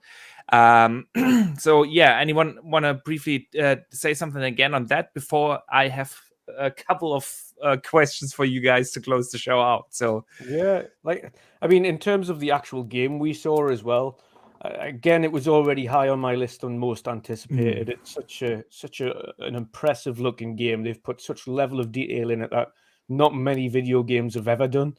I mean, we've seen it all, and they were joking about it months ago when they were talking about the teeth and putting gold teeth in the characters' mouths and things. It was hilarious watching it happen because everyone joked about it for a while. But that's the level of detail that they've went into in this game. And that just kind of transfers into that opening segment. And we had a little joke as well about it. And the guy sitting in the car and he's got what seems to be a nuclear warhead in the passenger seat without a belt round it. We're like, that is a bit keeping it steady. But such an awesome looking game. And I can't wait to see more of it. And again, hats off to them for even thinking about the player in a time where it really shouldn't be the focus. It's massive caps to them, because again, doing what they're doing and taking the time to still continue to try and develop that game and get it to us when their country's under siege. Yeah, it's massive plaudits to them. Massive plaudits to them. Yeah, agreed. Yeah. All right, guys. So I hope I didn't forget anything, but I think we covered it for the most part. So now the showcase week is over. We had Summer Game Fest from Jeff Keighley. We had, of course, a couple of other shows as well, like Tribeca, Day of the Devs, and so on. We had, of course, the big Xbox showcase and now the extended showcase. So I want to hear your general thoughts on this week. Was it what you were hoping for? Did it excite you? What were your highlights? I want to start here. I'm just starting here directly with the guy next to me. Asante, please go ahead. I think you know what I want to say, but I'm not going to do it because I want to hear that theory because I love it. I love you want it. Okay, fine. I'll do it just for you, right? And we were talking about this in the green room. Me personally, I thought the first show was about an 8 out of 10. I really enjoyed what I saw. There were some issues here and there, but by and large, I liked what I enjoyed what I saw. I'm not very particular on one type of game or one type of. I enjoy when I see a plethora of different experiences. It excites me to test new things.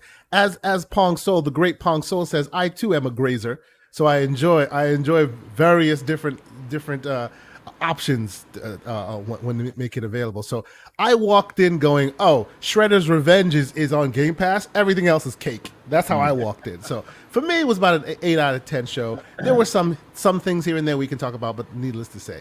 So what I was talking with Boxenberger about was, so I was saying before we started all of this, I was saying that we want to see them really do their best to try and cultivate the consumer base, to tell us, hey, we know that your marquee titles that we were promising you may have been pushed out a little bit, but look at all the stuff we're throwing at you to show you that we still want your business, we still care. And in hindsight, that's not what happened, right? They basically chopped themselves off and said 12 months. And within that 12 months, that makes your options somewhat limited, right? So my co-host, Mr. Everborn Saga, has a very weird theory that I have been that I have been reluctantly just going, it just cannot happen. It's like, stop it. He presumes that the company is doing this on purpose to make themselves look better. Right? And we were going back and forth on it, and I obviously disagree with him on that. But we were going to have a conversation and go, look, when it's all said and done, we're going to have a conversation and we're going to talk about how it all ended.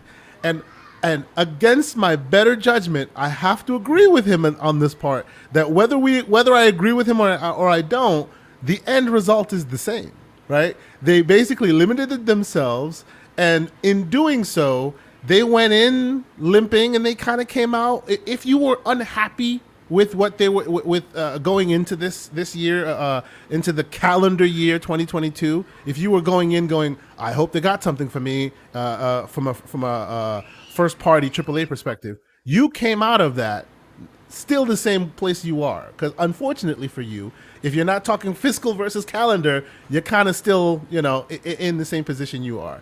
So he seems to suggest that as soon as the ink is dry on Bethesda, on Activision, you will see all these other games just systematically come out, right?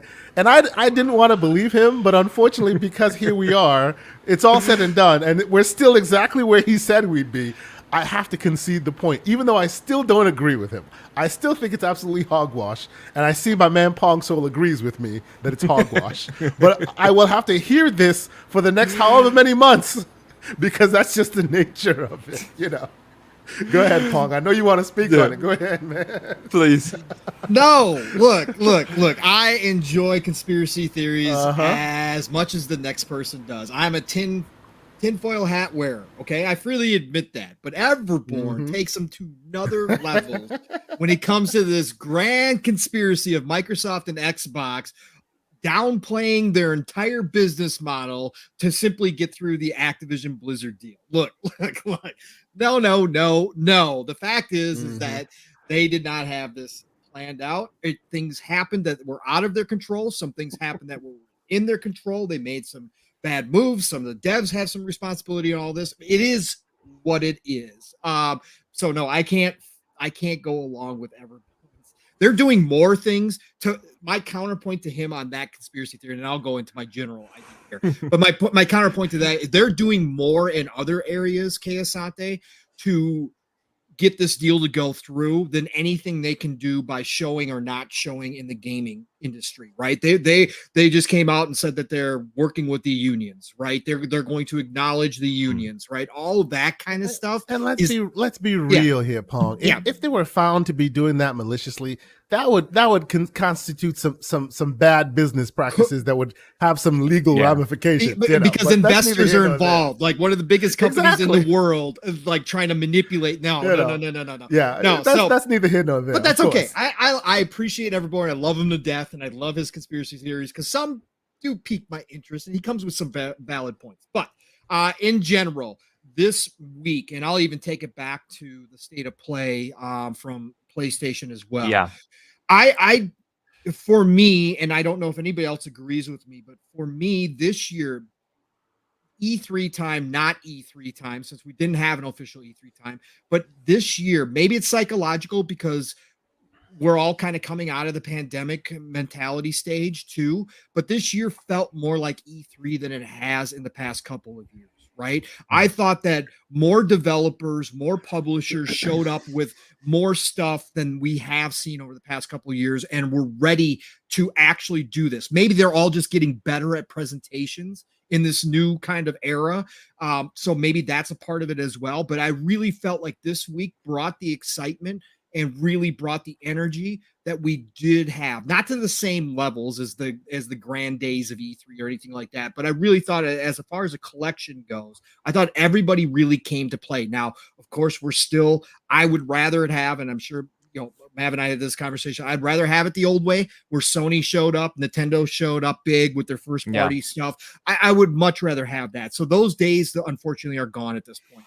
But I'm just going to say, as a collective, I thought everybody did a fantastic job this year. And we saw some really, really amazing things starting to culminate, right? That now people are getting back into the fold, that they've learned how to, if they're still working from home, they're getting better at doing that. Some of these teams are back together in the studio. You could see that. So all these games that maybe were supposed to show up over the past couple of years are now starting to shine and show up. Now, some of it to disappointment, some of it not being on schedule like we thought they would be. All that's still in play here. But I just thought overall, we're starting to get a glimpse finally of the beginning of this generation. I don't think, this past 2 years are kind of lost. I don't think that we've had bits and pieces here and there, but nothing like a collective kind of group effort showing us where this industry is going and how they're going to use the power of the new consoles and, of course, of the new PC graphic cards and all that kind of stuff. But we're starting to see that.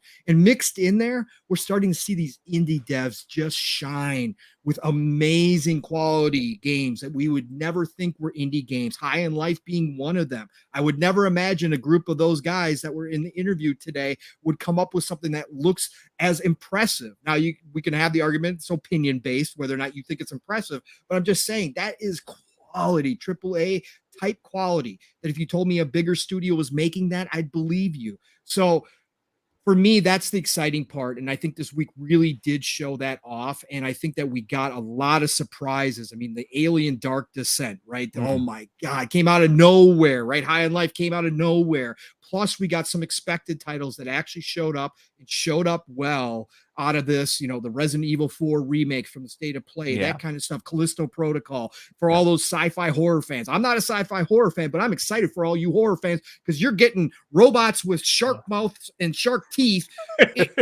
out of the blue. Unnatural, unacceptable. It's completely unacceptable. You're getting everything. So again, the state of the industry has never been this healthy, and we are starting to, the pandemic kind of pushed all that off. We got to see numbers. We got to see more people jumping into this industry, game sales going through the roof, engagement going through. We saw all that. But now we're getting down to the nuts and bolts, and we're starting to see the games. And this industry has never been healthier. And I think this week really showed that. And I'm just excited for the future. So I loved what I saw this week and really came out of it even more hyped than I was before for what we're going to see for the rest of the generation. And we're just starting to see that tip of the iceberg. There's so much more that's going to come now that everybody's getting back to normal again, or quote unquote normal, as you would say. Yeah. Fair points. Fair points. Dutch, what did you think? Yeah, if I'm going on all of the showcases combined so far, and of course we've still got a couple more on little ones on Thursday. We've still got I think is it Capcom that's doing it on Capcom Thursday is coming, yeah. Yeah. We already had Capcom. Capcom was yesterday. Capcom was yesterday. Yeah. Yesterday. Oh no, but they've also got a Dragon's Dogma anniversary. Yeah. Yes. Instead of An putting event that for in that, their so- show they had yesterday, they decided to announce they're having a Dragon's Dogma thing in 2 days. It Ridiculous. didn't make sense. But anyway, I mean, Asobo did the same with a Blake Tale. Yeah, they're gonna have another one next one on week. Where 23rd, they're gonna yeah. reveal the release date and everything. So yeah. and of course the Final Fantasy 10-minute Final Fantasy 7 thing. So whatever comes of that, whether or not it's eventually part 2 or whether or not it's eventually Xbox Game Pass, I don't know. No. Whatever it is. Not gonna be But aside on Xbox. aside from those that are in the future, all the showcases as a whole in general, there was so much to take away from it. Street Fighter 6 coming back to the Xbox platforms was huge. Eventually, thank God, and it looks glorious. I can't wait to jump on Street Fighter 6 again. We saw before the showcases started Jedi Survivor. I know everybody's pretty much looking forward to that after Fallen Order. That was such an awesome game, and again to see them actually putting and investing into that franchise more and seeing the sequel to that was awesome. Callisto Protocol, of course, seeing Starfield. One Piece Odyssey, for those who love that. Dark Tide looked actually quite interesting and quite awesome. The Plucky Squire, another awesome indie game that came out of nowhere. Game of show Metal for me, I Hellsinger. think. Metal Hellsinger, if you Plucky haven't Squire. already played the demo, go and play it. That game is awesome. If you love Doom, you love Metal, you will love that game. It is such a great game.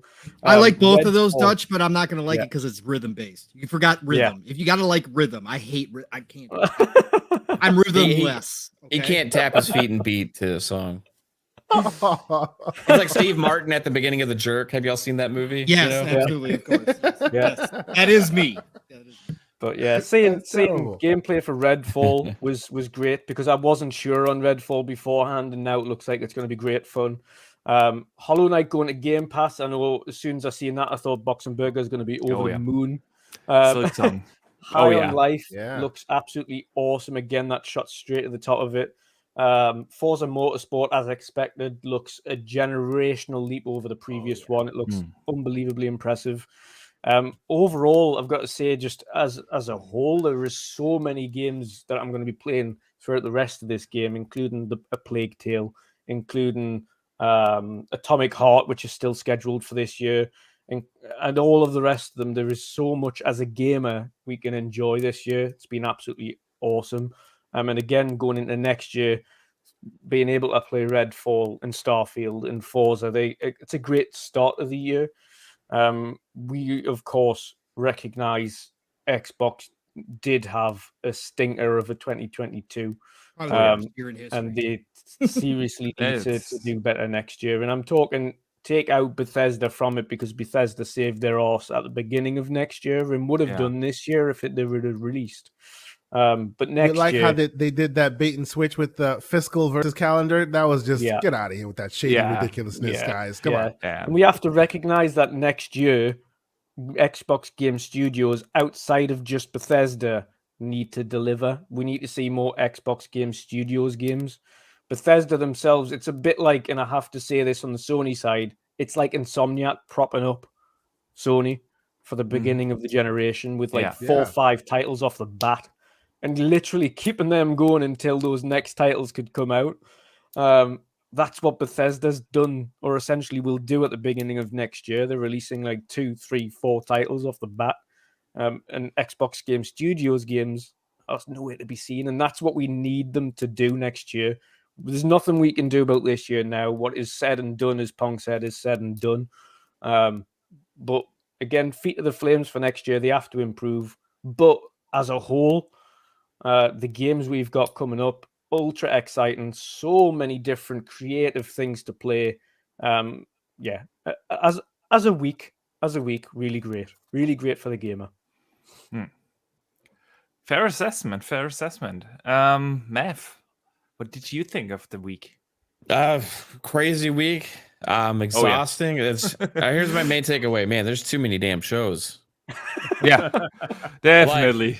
Like there's just like, I But mean, you've there's been like, doing all of them. I just picked and choose. yeah, I've been doing all of them, but man, it's like, so overall, because of the amount of different shows, I think a lot of things get lost in the shuffle, right? Yeah, There was a lot of standouts of games that looked promising, that looked really good, that nobody's talking about, right?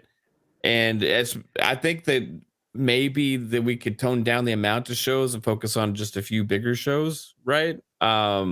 It's everybody's trying to put their stamp on this thing. Everybody's trying to do their thing. You got the Guerrilla Collective, you got the Future Game Showcase, you got the Wholesome thing. You got not just one but two Guerrilla Collectives, right? Then you got the Xbox Bethesda show. You got the Summer Game Fest show. Then the Capcom, Devolver, Tribeca. Devolver can keep doing their own show, though. I don't care what happens. Devolver needs to be there every year. Keep doing their show. And I was going to appreciate say it as well, Mav, right? to add to that, straight after the Summer Game Fest, the nice little indie show by Double Fine was awesome. Yeah. Day of the Dev. Day of the Devs. It is fantastic. I love that. Okay, we'll throw that in there as well, right? So like a PC gaming show.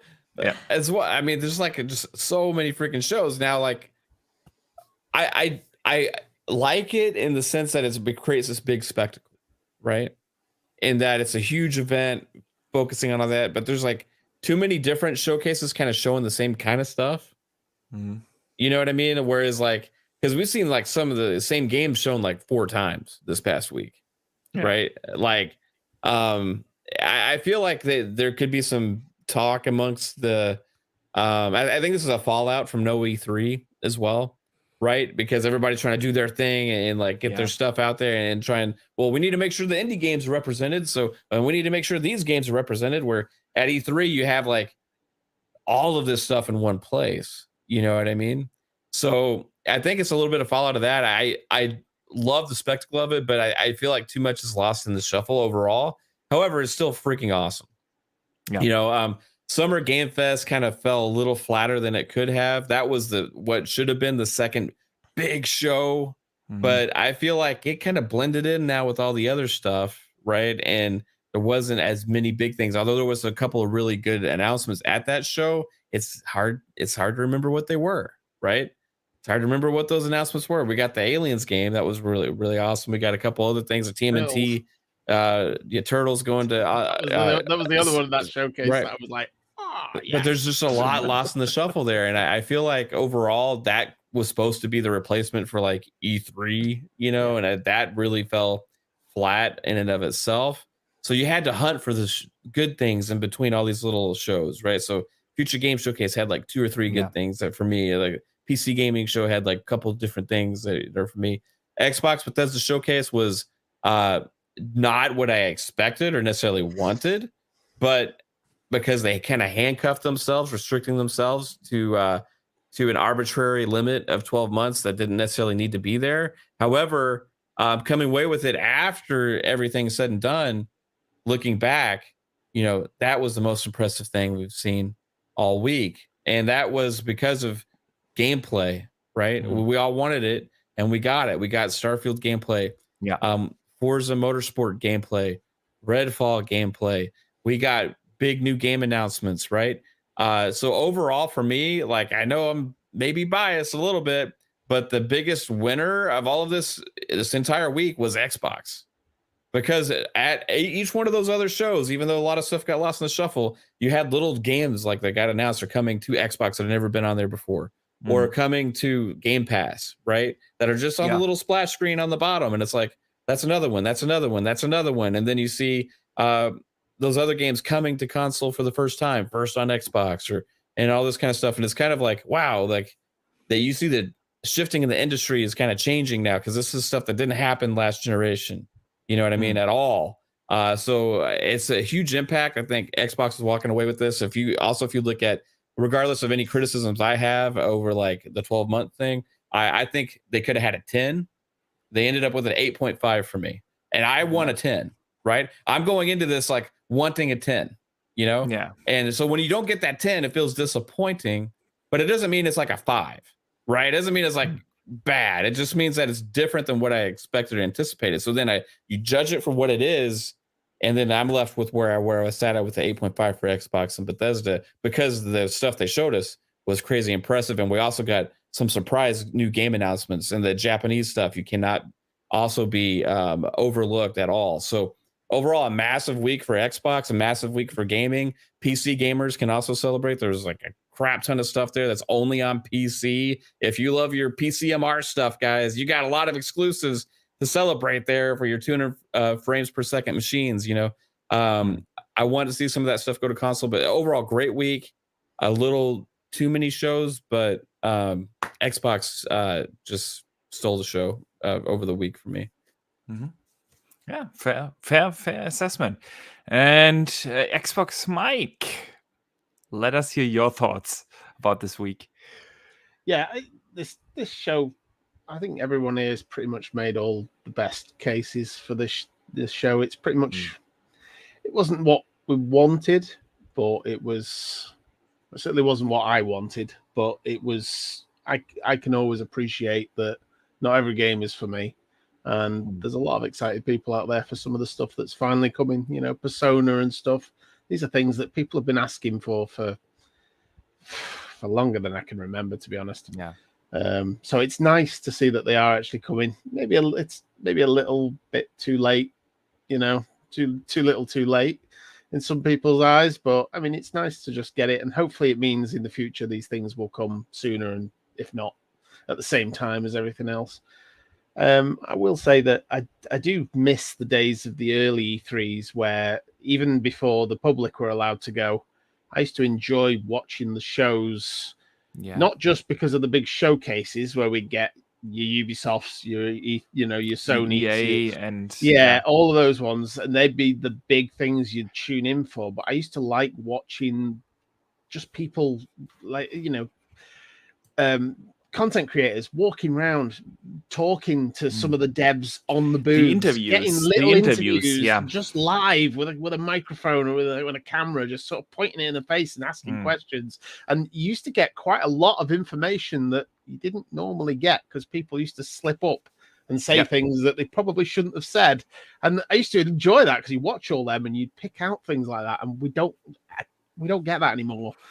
That's the one thing that I still miss every year when I see any of these shows. I love that you bring that up, because it's something I said last year after the showcase week, that I missed those days.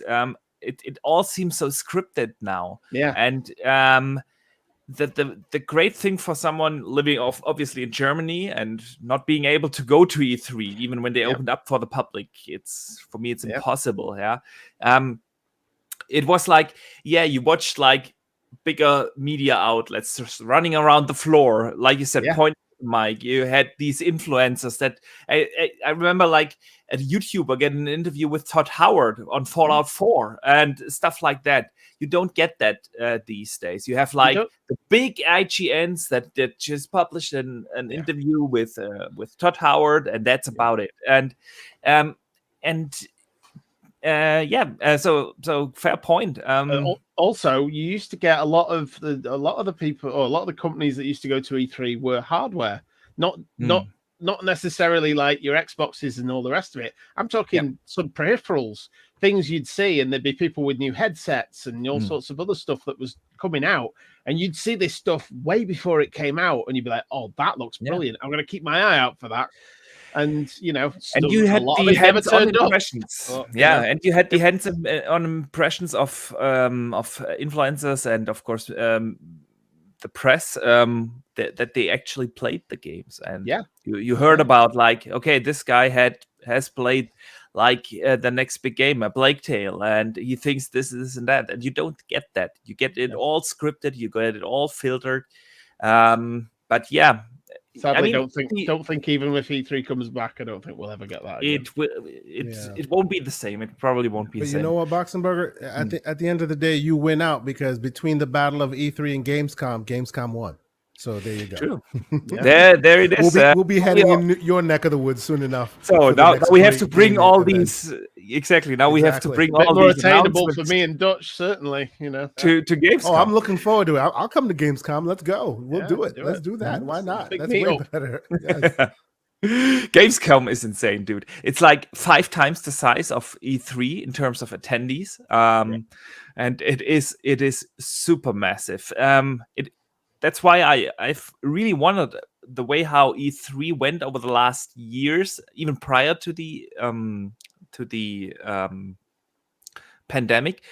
There was like this, all these announcements, and publishers were kind of not using this Gamescom stage anymore. We had that Gamescom press event a couple of years ago, like in 2013, 14, 15. We had like big press conferences at Gamescom, and then they kind of stopped doing that, even though the E3 was already a little bit on the downhill. And I wonder why they are not using that the biggest stage for gaming. I want to read a Inside chat from Xbox used to do them, didn't they? Quite a lot.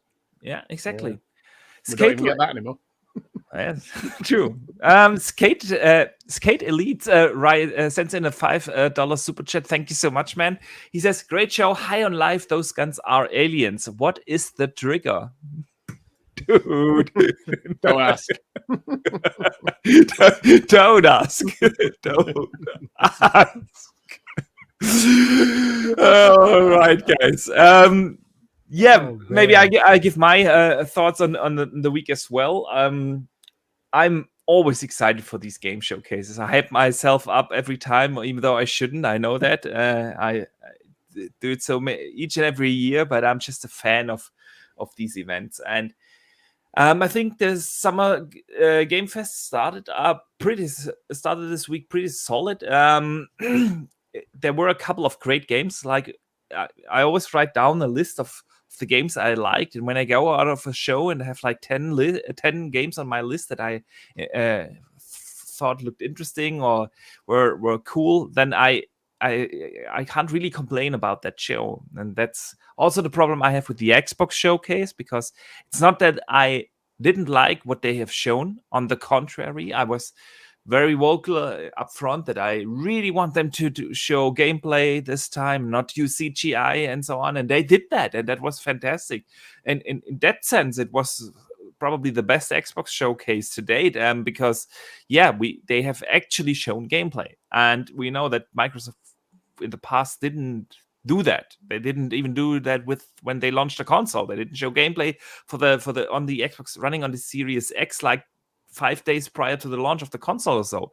So Microsoft did that, and that was fantastic. But my problem with the Xbox showcase was what wasn't there, and that's a backup plan for 22. And it was the games from the 20 other Xbox game studios. Like only 3 major first-party games showed up. And I think it wasn't a good idea to limit themselves to the 12-month thing. And I've heard Special Nick say something about this. Like Microsoft is always kind of overreacting to the fan feedback. Like people were like, "Nah, we don't want to CGI," and now they are limited themselves to only show gameplay.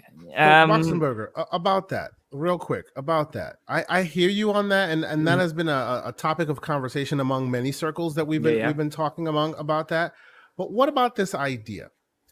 It seems that they may be listening to the consumer, and that's why they did it. But if you think about it, it kind of works in their favor, doesn't it? So then, like, this was the worst year to do it, of course, because they've shown you all those games in the past. Now they're showing it to you again. But imagine a world where they train you, me, the consumer, to always expect just what you're going to be playing from June to June. So you show up in June and you've gotten the last, whether it be exclusive or whatever it is, the last month, and then here's the show to show you what's next until the next June, right? Netflix does the same thing, right? They have their Netflix Geeked thing where they come and they show you these are the new shows. That basically all they're saying is what you think of as the platform is just a bridge to the platform. The platform being Game Pass. What do we want? Yeah. 12-month subscription. How are we going to do it? Show you what you're going to get for the next 12 months, and then again, right? It seems like that's where they're going.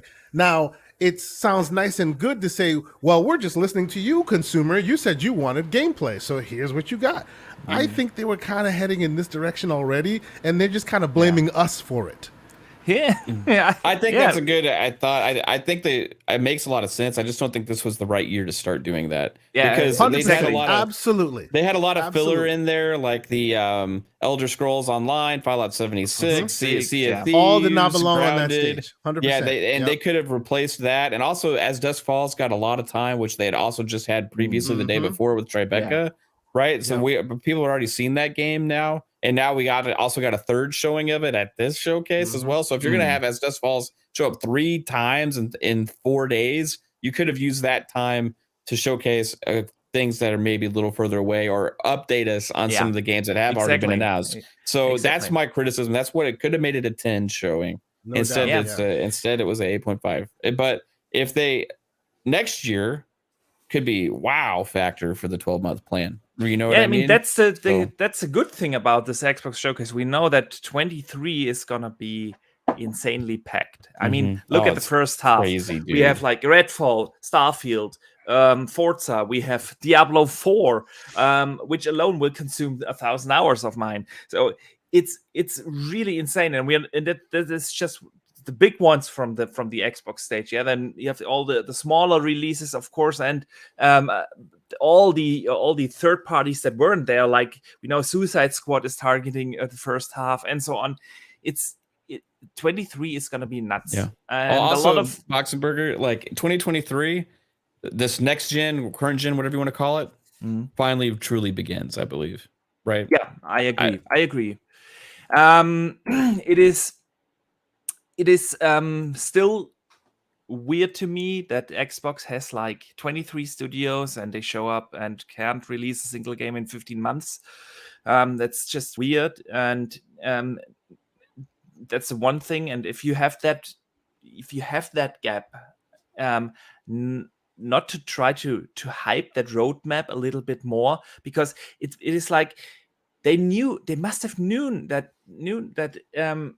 fans wanted to see an update on some of these games that they have announced. They wanted to see an Avowed, a Hellblade, a Fable, the next Gears, or whatever.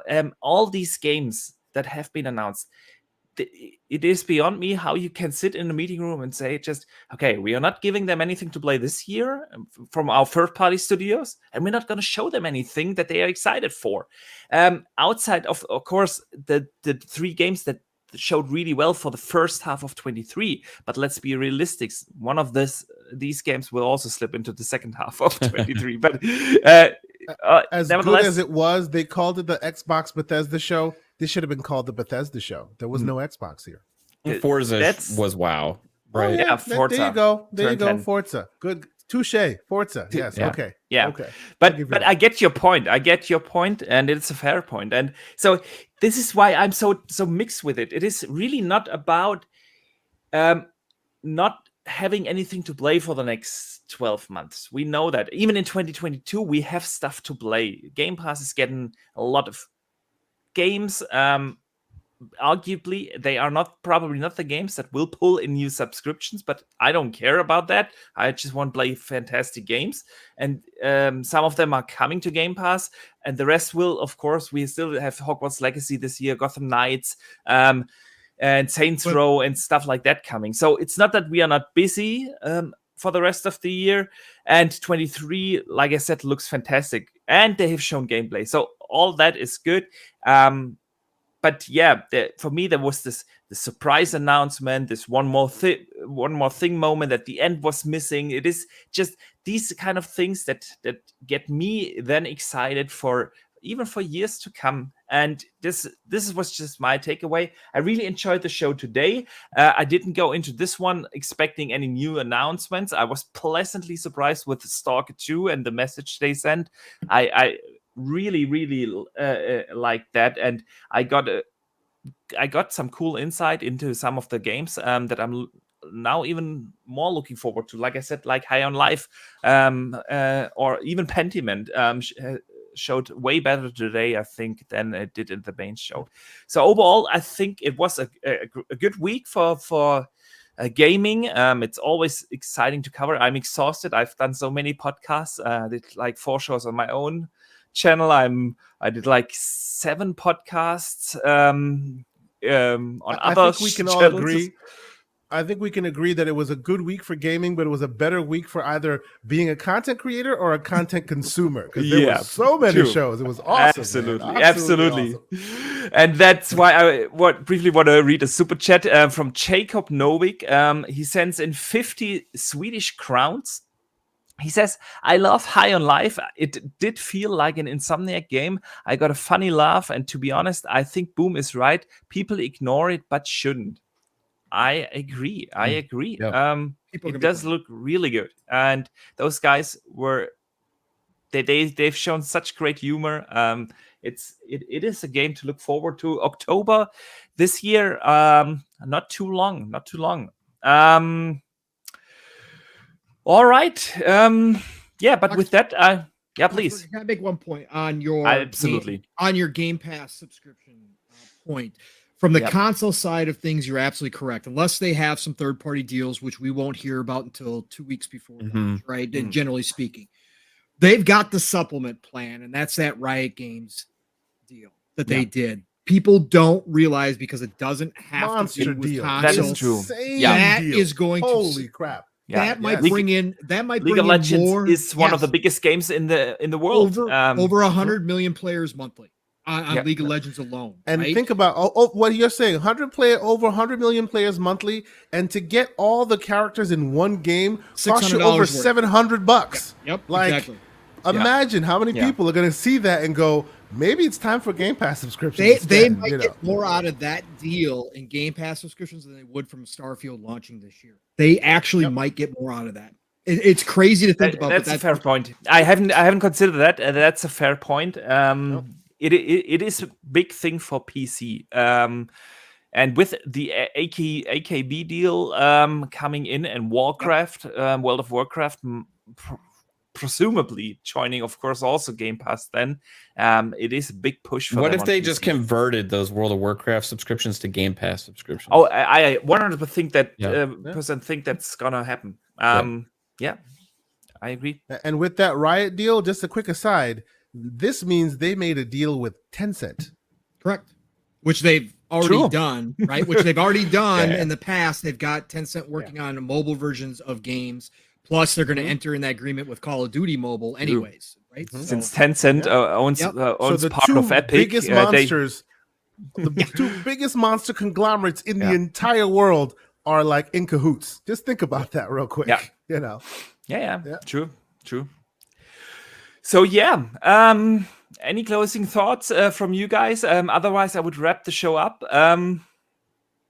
I want to thank you all for joining. It's been a blast. We had a great conversation here. I want to say a big thank you to everyone in chat who joined us here today. As always, you can find the links to all these gentlemen in the descriptions of the show note. So if you haven't subbed to them, of course, just click there in the description and you can find them all at your convenience. But still, Asante, thank you so much for joining. Taking the time out of your busy schedule, and it is a busy schedule during the E3 week, not E3 week. Thank you for joining, and let people know what you have coming up. Oh yeah, thank you so much. Always great to chat with my fellow content creators here. Always great. And I actually, and I said it before, and I'll say it again. I was a lot more of a consumer of the content than I was a creator here. I was a guest on a few shows, but I have highly enjoyed all the various takes, the highs, the lows, the ridiculousness. You know, this made E3 like week even better. So even though we may not have gotten what we wanted, or you know, maybe you were disappointed in what you saw, like the journey was worth it in my humble opinion. It was great fun all around, getting everybody's opinions and all of that. So thank you guys, Pong Soul, Mav, all the great the Wandering Dutch, all the great content creators that did so much this week. You know, all of you guys. I saw so much, and I still have some that I have to go back and watch. You know, ILP, as they did their 4-hour burner, which I haven't seen, which will be hilarious. I'll watch that later, of course. But yeah, I love this stuff. So it makes it even if the news that doesn't turn out to be the greatest, just the journey in getting there makes it worth it for me. So I appreciate all you folks. TKO Asante, Xbox, PlayStation, Twitter, everywhere you can find me. I host with my brother, Mr. Everborn Saga, the Gaming Circle podcast, which we will most likely be doing, if not this weekend, maybe a little earlier. We've been chomping at the bit to do some non-standard stuff, so we might drop something a little early for you. But you know, stay tuned to our Twitter channels, and whenever we drop a new one, you'll be notified, and you can join us in the chat. But I appreciate everybody for you know, continued support, and of course we'll be talking again. Thank you guys so much. Yeah, thanks again for joining and taking the time. It's always a pleasure to have you on the show, man. And Dutch, yeah, let people know what you've coming up. You're muted, brother. Muted. There we go. There you go. There you go. Professional podcasting. Let's go, Dutch. Indeed. Yeah, it's mainly for the vaping, so you just don't hear. I mean, I do the same, brother. I do the same. yeah, no, absolutely awesome. It has been a great week covering it. It's been fun. Like I say, even if there has been some downsides and things, certain shows that we've not really enjoyed that much, it's been great doing it with friends and reacting with friends and having a laugh that way. So Absolutely. even the creation part of side of things and seeing the community and their reactions, and I go back even after we've finished, and I want to see how everybody else has reacted to the different news that's come out. So I'll go and check out Boom Show, I'll go and check out Iron Lords, Mav, and everybody in between, just to see how the reactions went down. It's always a really fun time of year, just to see how other people's react to certain news and things that I don't like seeing. And I think, I know somebody would have loved this. I want to see how they react to this news, and I'll go back and see how Pong reacted. And I've got to say, Caitlin's video of you, Pong, that had me in stitches. Leave it up to Caitlin. Greatest I knew video. she was Oh doing my something in the God. background. I knew she was doing something. Awesome that video. made my Oh my day. When I God. seen that, I was like, Jesus Christ, I am scared. But it's funny. Mav wasn't lying when he said you get to see a different side of me during the showcase. yeah. That definitely No, delivered. it's been awesome, and of course we've covered the bigger shows. We haven't covered the little ones. Thankfully, Mav's taken care of that, and he covered all of the little ones too. So thanks for that, Mav. Yeah. No problem. But it's been great fun. Thank you, Boxy, for having us on this again today as well. It's been awesome. Thanks again for joining. And of course, tomorrow we do come back with the midweek mix-up for our Wednesday show, and we'll be doing much like we have today with our group, with our awesome panel, summarizing all of the shows, not just the extended show today, but just covering over our favorite announcements, our disappointments, and of course, just wrapping up the week's news. And of course, then followed by over on Primetime Gaming, for I think much the similar kind of vibe, wrapping up everything we know and having that slander, as we know will be there by the Mag and Everborn. But yes, you can find me everywhere at Undren Dutch. And again, thank you, Boxy, for having us on today. No, thanks again for joining. It's always a pleasure to have you on. And yeah, Pong, let everyone know where they can find you and what you have coming up. Well, Christmas is wrapping up. That's going to be this week. It's going to be the wrap-up week. But first of all, thank you, Boxenberger, for putting together this magnificent panel. of some of my Thanks favorite people for being in a this part of community. it. Oh no, brother. I'm humbled and honored again. I never thought I'd be doing this in a million years. Even 2 years in, it still shocks me whenever I show up in these shows with some of my favorite voices that I listened to prior to even doing this and being on shows with them. So it's just amazing to hear everybody. And again, community wise, this is why I joined the community, right? I always say this, but I never ever had a group of friends who were as passionate about video games in this industry as all these great people, including yourselves, that I've met here that have become actual friends, extended family, whatever you want to call it. And that goes to the chat too. So many great people. Boggles my mind. People want to sit around and listen to a bunch of gamers talk about games, right? But it's a big part of the community. And chat, you guys are all amazing. For all of you showing up wherever you were listening to your favorite content this past week. Whatever you did, you're a part of this as well. Whether you lurked, whether you were involved in the chat, it does not matter. We love you all. Nothing but respect for you guys as well, because we wouldn't be here doing this without an audience, right? We'd be sitting in Xbox Live talking. So listen, appreciate all of you. Yeah. Great week. This is going to be a wrap-up week. Pong Soul Xbox, Pong Soul over on Twitter. You guys all know the drill there. And then obviously back to a more normal schedule this week. So Thursday, PM in the PM, Pong and Mav in the PM over on Fun Speculations channel. We're going to have a great night Thursday night. Mav hit me up in the DM and said, do you want to have a guest this week? I said, bro, we got so much to talk about. I said, it's up to you. And he came back and goes, nah, let's not have a guest this week. Thursday night's already going to be filled. So yeah, no, we're going to be doing wrap up, obviously talking about any news that comes out this week. Cause just because the Christmas is over doesn't mean we don't get some straggler news in here. We've got, like Dutch alluded to, Capcom's doing Dragon's Dogma anniversary. So we'll have stuff to talk about there as well. But join us there, 7 p.m. Eastern, 6 o'clock Central Time. Back over on Fun Speculations channel Friday night for Xbox Ultimate. It's going to be a riot. It's going to be a show. Last week we had Tim Dog on to kick off before the showcase. It was absolutely amazing. So come over, check us out on Friday nights, 9 p.m. Eastern, 8 o'clock Central Time. Living split screen Saturday mornings. Split screen's all one word. My brother from another, Steel Rain, and I, part of the Midweek Mixup Collective. Shout out to Dutch and the whole crew. Xbox Mike, part of it as well. Listen, we're going to have a great time Saturday morning, 10 a.m. Eastern, 9 o'clock Central Time. Steel hasn't gotten on as many shows as he normally would because work schedule. So this Saturday, it's going to be his time to shine. He's going to be talking a lot. Of course, I'm going to talk a lot. I like the sound of my own voice. What can I say? So come over, join us, 10 a.m. Eastern, 9 o'clock Central, 3 p.m. UK time, living split screen. And then Saturday night, we'll end it for you on the Shop Podcast, PTK Blam's channel. Fuzzy Belvedere, myself, and PTK. Fuzzy was actually down in LA, so we're probably going to get some stories from FanFest. So it's going to be an amazing night. Join us there, 9 p.m. Eastern, 8 o'clock Central Time. Otherwise, folks, if you have not realized it yet, I don't know what else I could do to sell you on this idea. It is the golden age of gaming right now, people. We are in the best time ever to be a gamer. So please get out there, play what you love what you play, and I'll talk to you all real soon. Thanks again, Box. Thanks again for joining, man. You do the most epic outros. It's always hard to follow, but Mike, you gotta give it a try. Let people know where they can find you and what you've coming up. First of all, I just want to say thanks, Boxy. It's been an absolute honor. Thank you for asking me. Of course, it wouldn't be the same without you.